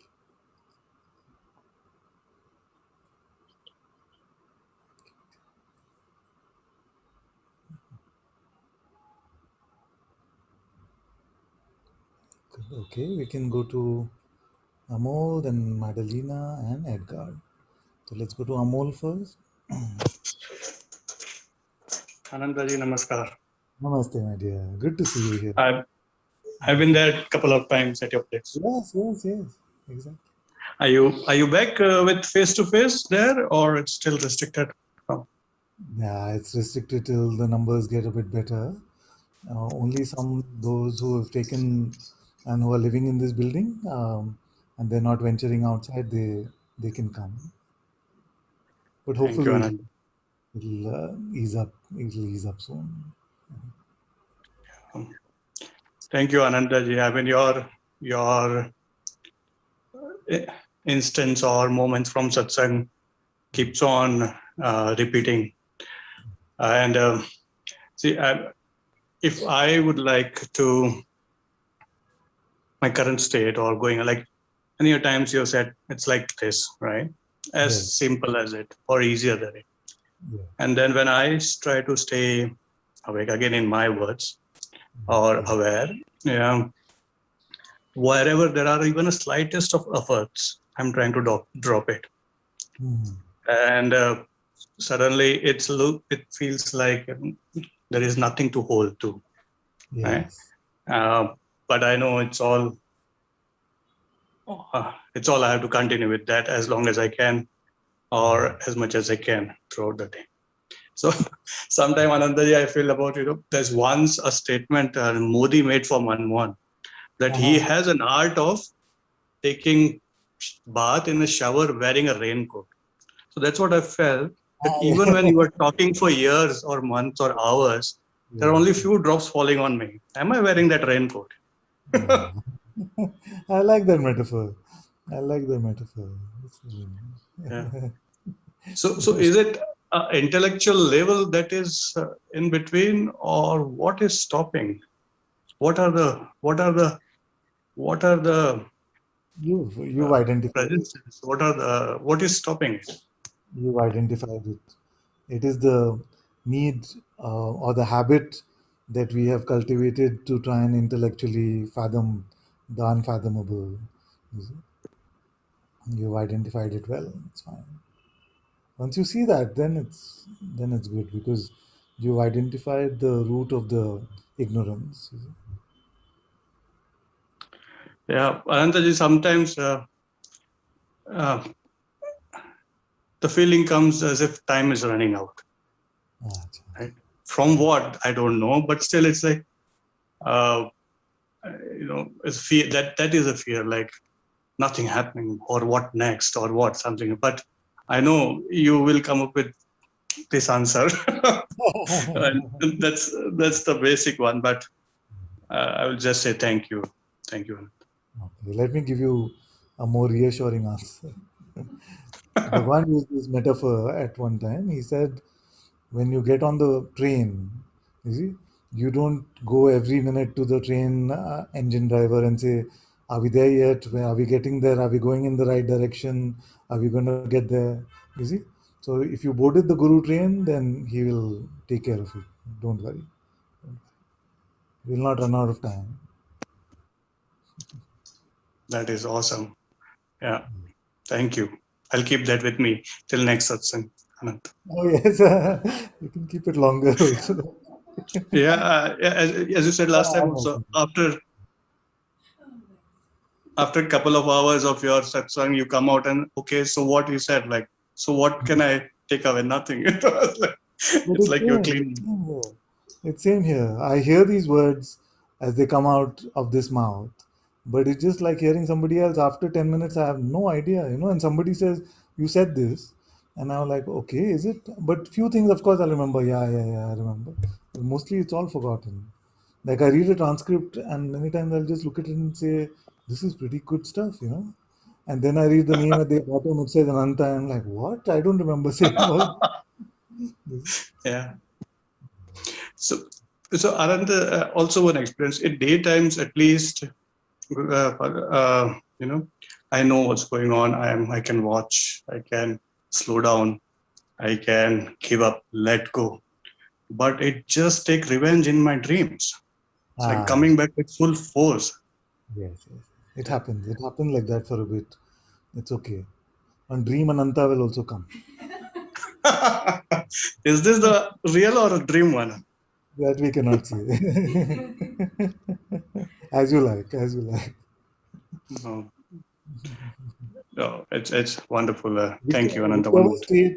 Whichever state is the experience of an individualization of consciousness is experienced in that state, then the alarm clock of the master or the divine presence in one way or the other will also show up. Yeah. Thank you, Master. So welcome. So welcome.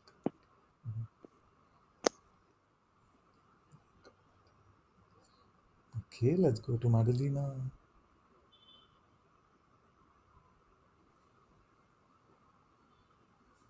Namaste, Madalena. Namaste. I like transcribing, I think. That's good. Or at least it's worth it. It's worth it. Worth taking the risk of coming up. um,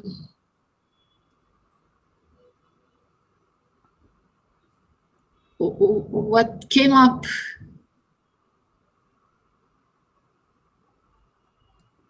inside my heart, I think, when Sylvia was talking. And I think it's connected to probably the whole satsang with Shivani Lu talking as well, and yeah, some other brothers and sisters. Is my it's connected with my motherhood identity and my need to control Anna's happiness. And how do you know this is happening to you? I get these strong mind attacks and this need to control. The mind tells you that is this the mind attack where it tells you have a need to control? It is the mind that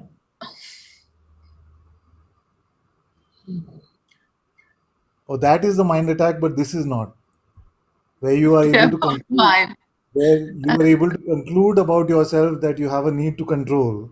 That is not the mind attack. The conclusion is mine, then the mind attack is that I jump into controlling things. What? Look, I start. Ready for satsang.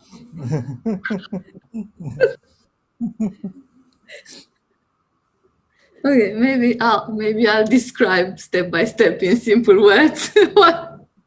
Don't ask me tricky questions which I don't know how to answer. So. Then my main tool is taken away from me. I left you with no sword for my ego. No sword left. Okay, we'll find one anyway.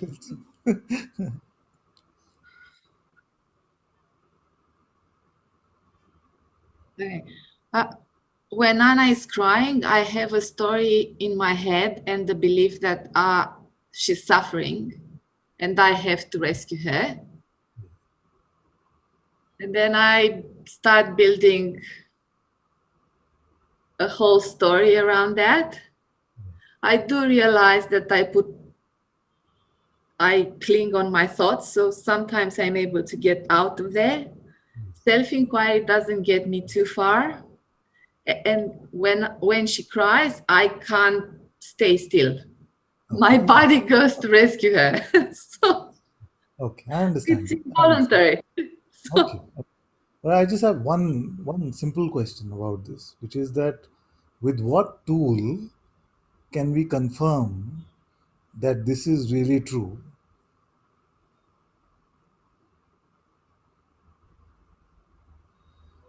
And I don't use the words really true trivially.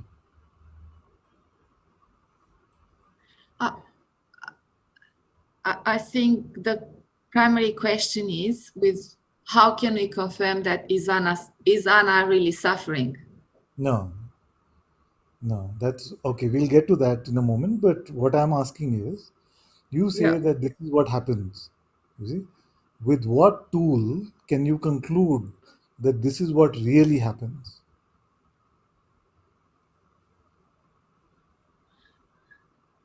This is a conclusion of my mind.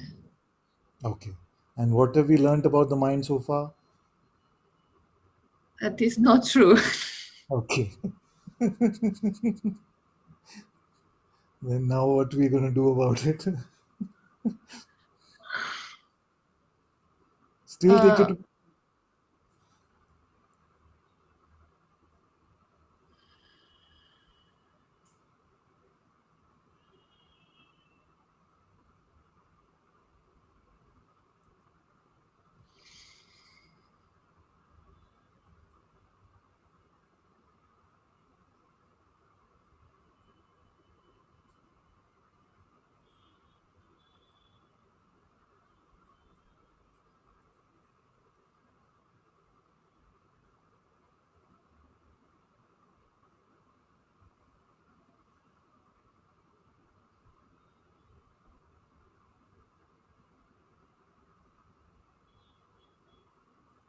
Can I? Okay. Yeah. Can I quote Shivani and say that I can't accept that someone I love and is also, in my perception, vulnerable Yeah.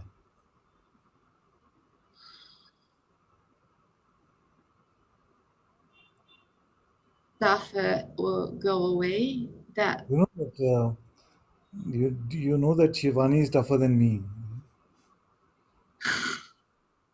I didn't know that. No, she's a sheep at heart, but I'm just messing with her. Sorry, can you repeat that? She's a sheep at heart, as Yeah. gentle as a sheep. But you're looking for some sangha support. I've unmuted her. Um, what do you need to what do you need to share? Say again. That I can't accept that someone who's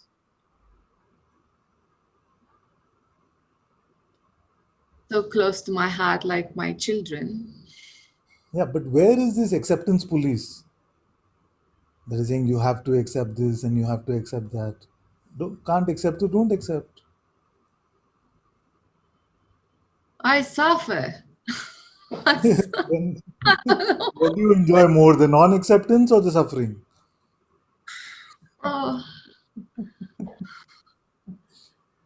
none. Uh, Then let go of both. If you enjoy both, keep both. If you enjoy one of them, keep that. Whatever it is, it's fine.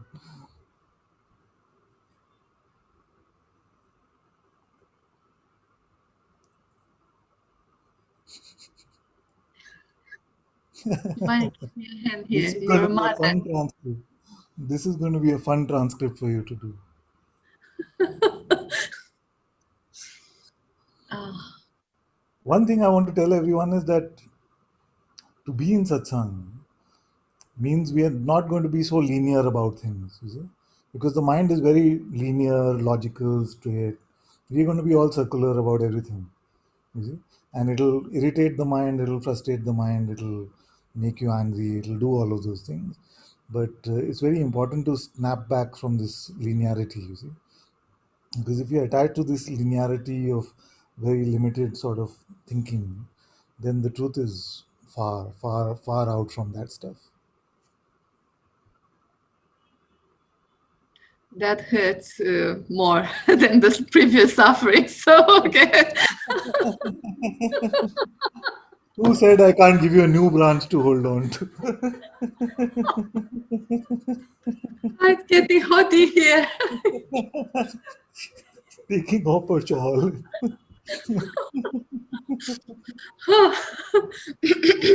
Okay. Tell Now me you something got my. all round. Don't give me some linear logic. It's been a long day. I don't want any linear logic. Tell me something which is all round and makes no sense to the mind. Bring back the sword. I'm That is ready all. for it. Tell me something which is all round and makes no sense.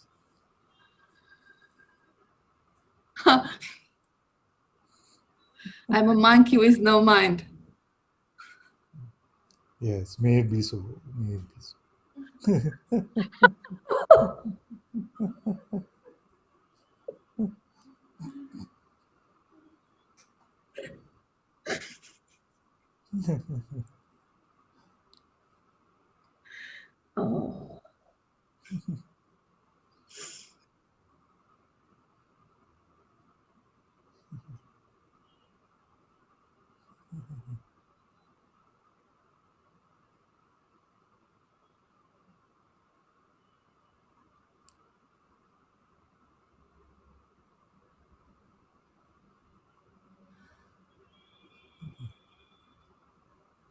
Okay, thank you, my dear.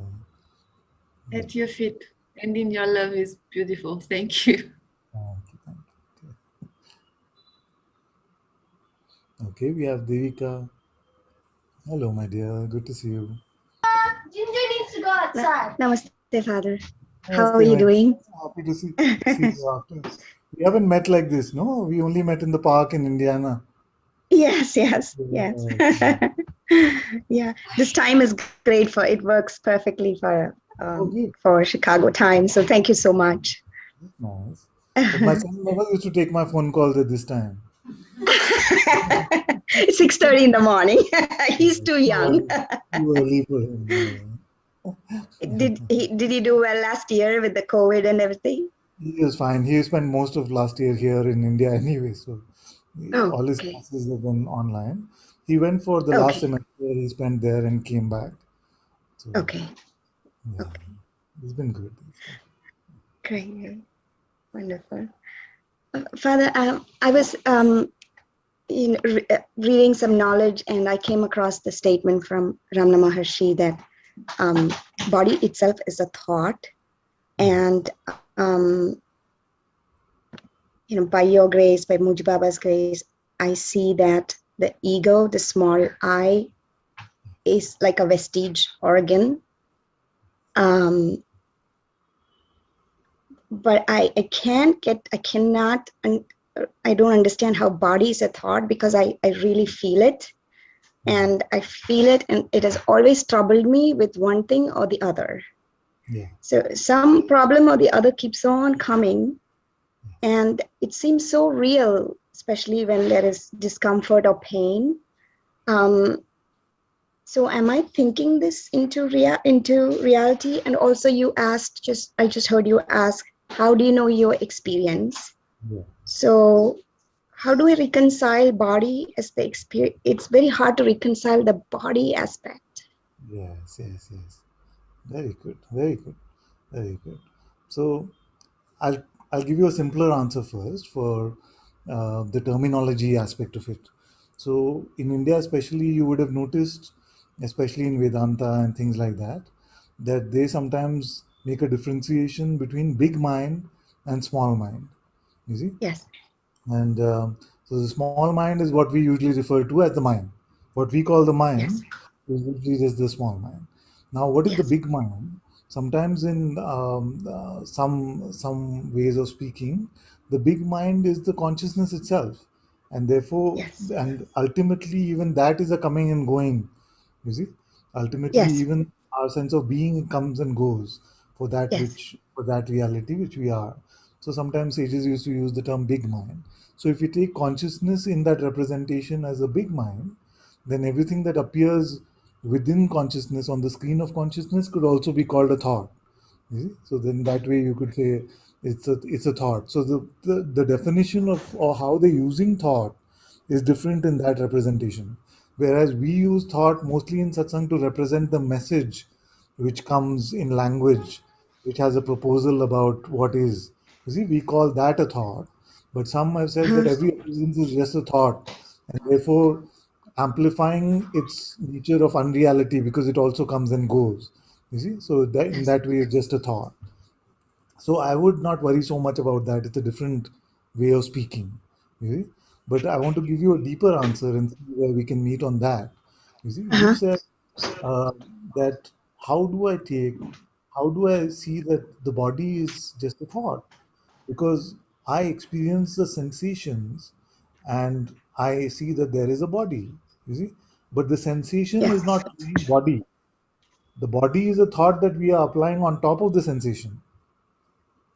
Mm-hmm. See if you can stay with me in this one. There's a sensation. You see? Mm-hmm. Mm-hmm. Now, this sensation is just perceived. It does not carry any idea that it is a body, you see, or it is not a Yes. body. It's not working at that conceptual level anyway, you see. Uh-huh. Now, Uh-huh. stay with all of your perceptions and allow them to be open and empty, and tell me what anything is. Is there a world? Then there is no, sorry, Is, is is there a that, world? Is there a world? Is there a body? Is there no, a there's, you? there's no boundaries. There's no notion of boundary or boundarylessness, isn't it? Uh-huh. See if you can. I'm viewing body as with the boundary, defined by the skeletal Yes, system, and the yes, skin is the final boundary. I see. Um, So this is a simple one we can look at together. All it needs is a little innocence to look along with me. So okay. we are just checking for a moment on who is bound by this body. You see, and when we check, you will see there may even be the notion that I am bound within this body. But then go to the sensation of the body and see if Mm-hmm. that sensation has the presence of this I am only on one side of it, and therefore it would be bound as a container, just like the water would be bound by the container, which is the glass. You see, so then water can only be on one side of the glass, it cannot be on both sides. Check on your own body sensations that you perceive and see whether you are more on one side and not there on the other. See if it really contains you, any boundary sensation of the body. No, It doesn't contain. there's no boundary. There's no boundary. It's just an idea. You see?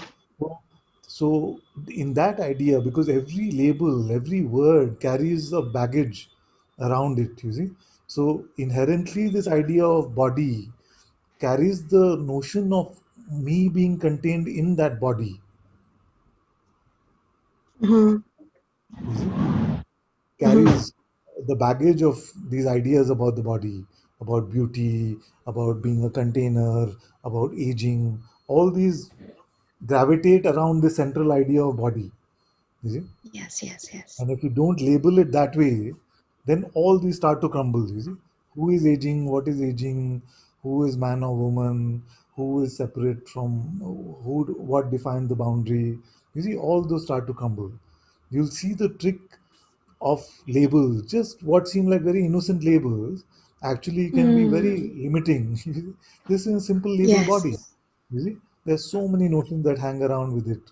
You see, fear about death, fear of aging, fear of of representing self-image. All of these things can be around a simple idea of a body. yes, You see, and if you drop the yes, label, if we drop all labels, then there is no distinction me and you, me and the world. You see, all these dissolve. And yet, whatever is needed is already available to us in our perception itself. So it's not as if we lost something. I take this example that I don't need to call this cup and coffee or chai to be drinking from the cup. No, yes, like a child doesn't need to know bottle, milk powder, you see, water, mixing. It doesn't know any of those. It just takes and drinks. yes, yes. So it doesn't impede the functioning, the natural functioning, which is happening through the natural intelligence of consciousness. You see? Mm-hmm. So life can, that intelligence which is running this entire universe is still operating, and it's not going to abandon us because we lost our conceptual limited ideas. No? Sure, sure. So there's That is the fear. freedom. What is going to happen if I just stop referring to or taking the label seriously? Then how will I be able to live my life or control my life? You see? That is the fear that the mind itself will present to you. But you will notice that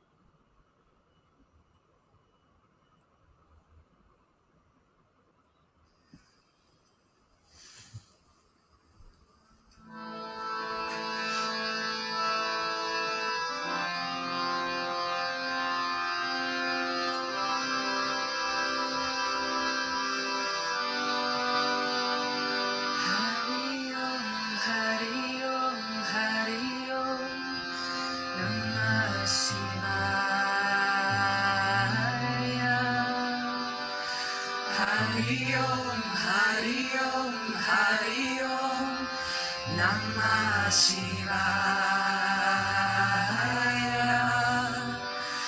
Hari Om, Hari Om, Hari Om, Namah Shivaya.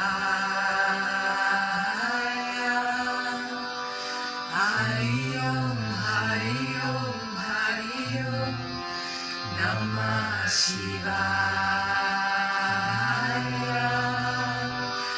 Hari Om, Hari Om, Hari Om, Namah Shivaya.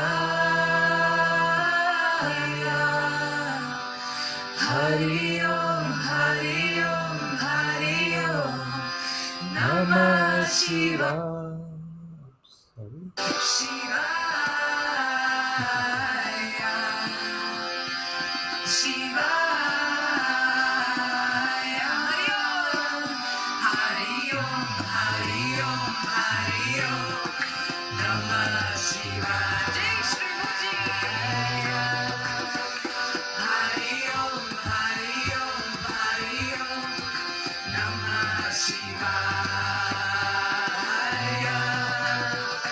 Hari Om, Hari Om, Hari Om, Namah Shivaya. Jai Shri Muji.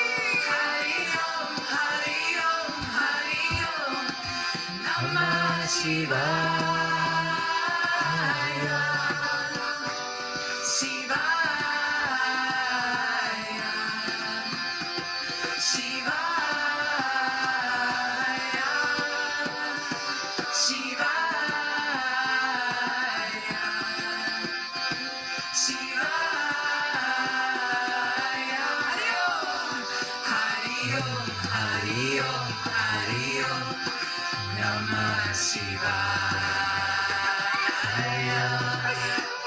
Hari Om, Hari Om, Hari Om, Namah Shivaya. Hari Om, Hari Om, Hari Om, Namah Shivaya. Hari Om, Hari Om, Hari Om, Namah Shivaya. Shivaya. Shivaya. Shivaya. Shivaya. Hari Om, Hari Om, Hari Om, Namah Shivaya.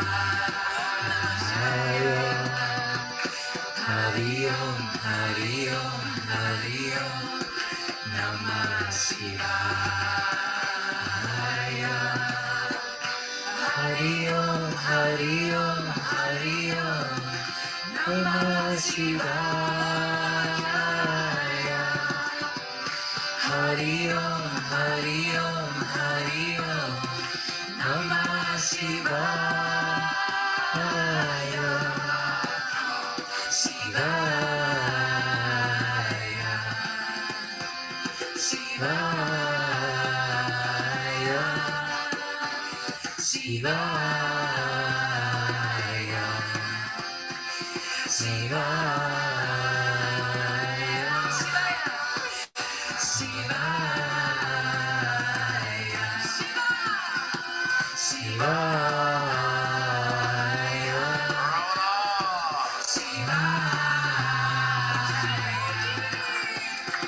Shivaya. Hari Om, Hari Om, Namah Shivaya. Hari Om, Hari Om, Hari Om, Namah Shivaya. Hari Om, Hari Om, Hari Om, Namah Shivaya. Hari Om, Hari Om, Hari Om, Namah Shivaya. Hari Om,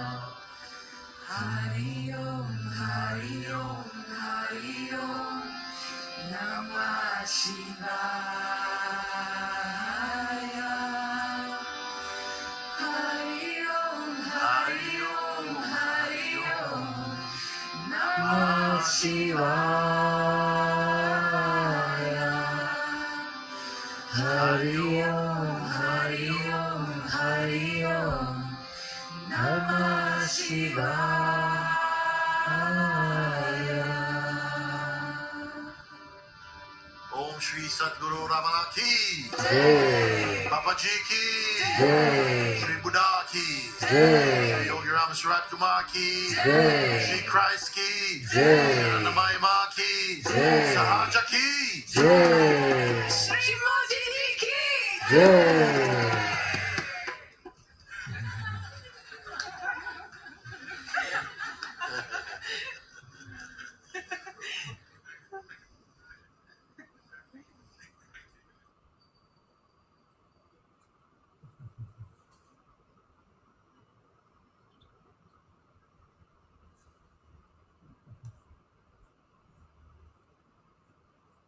Actually, can we have one more actually from Radha is still here? The new favorite one we can sing.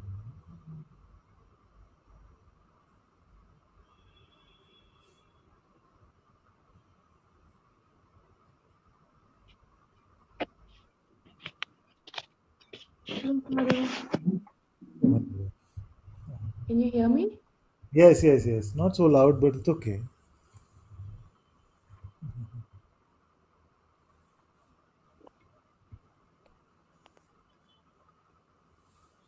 You want that one or can I sing something else? You feel whatever you feel to.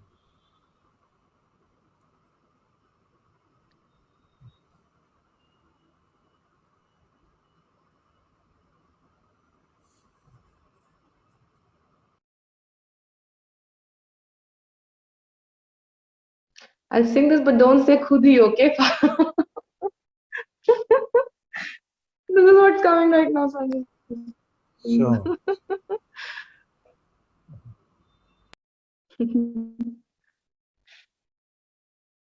Radhe Radhe Govind Govind Radhe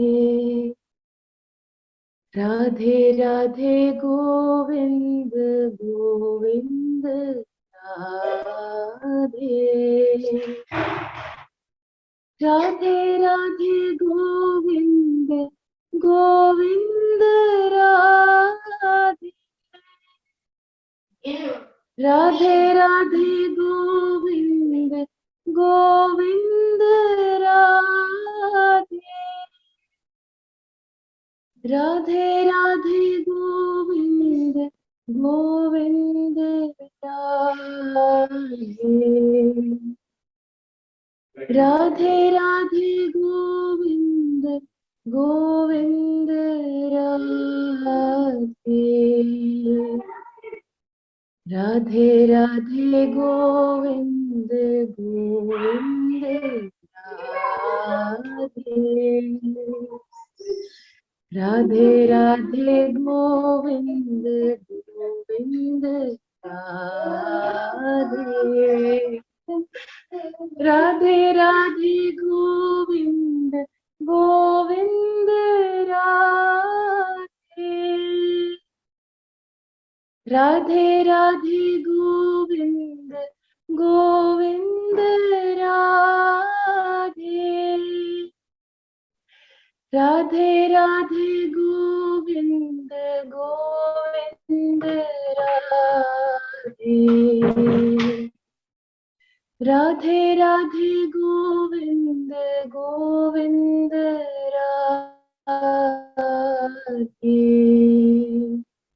Radhe Radhe Govind Govind Radhe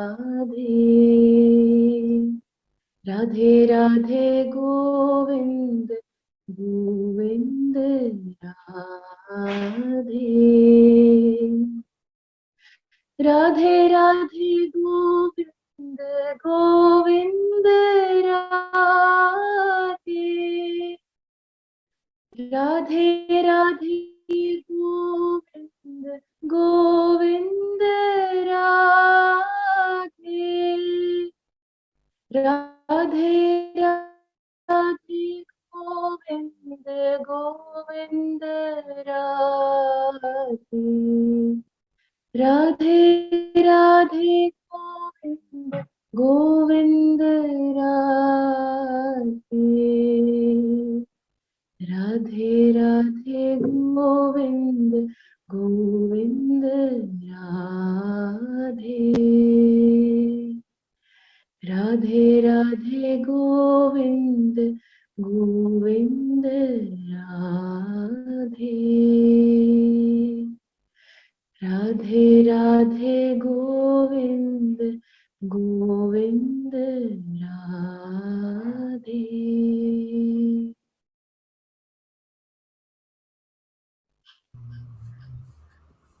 Very nice. Thank you, my dear. Very good. Very good.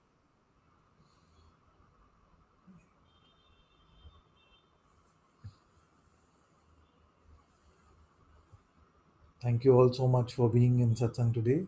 Sadguru Shri Muji Baba ki jai. Sadguru Shri Ananta Ji ki Jai. Guru Kripa Kevalam.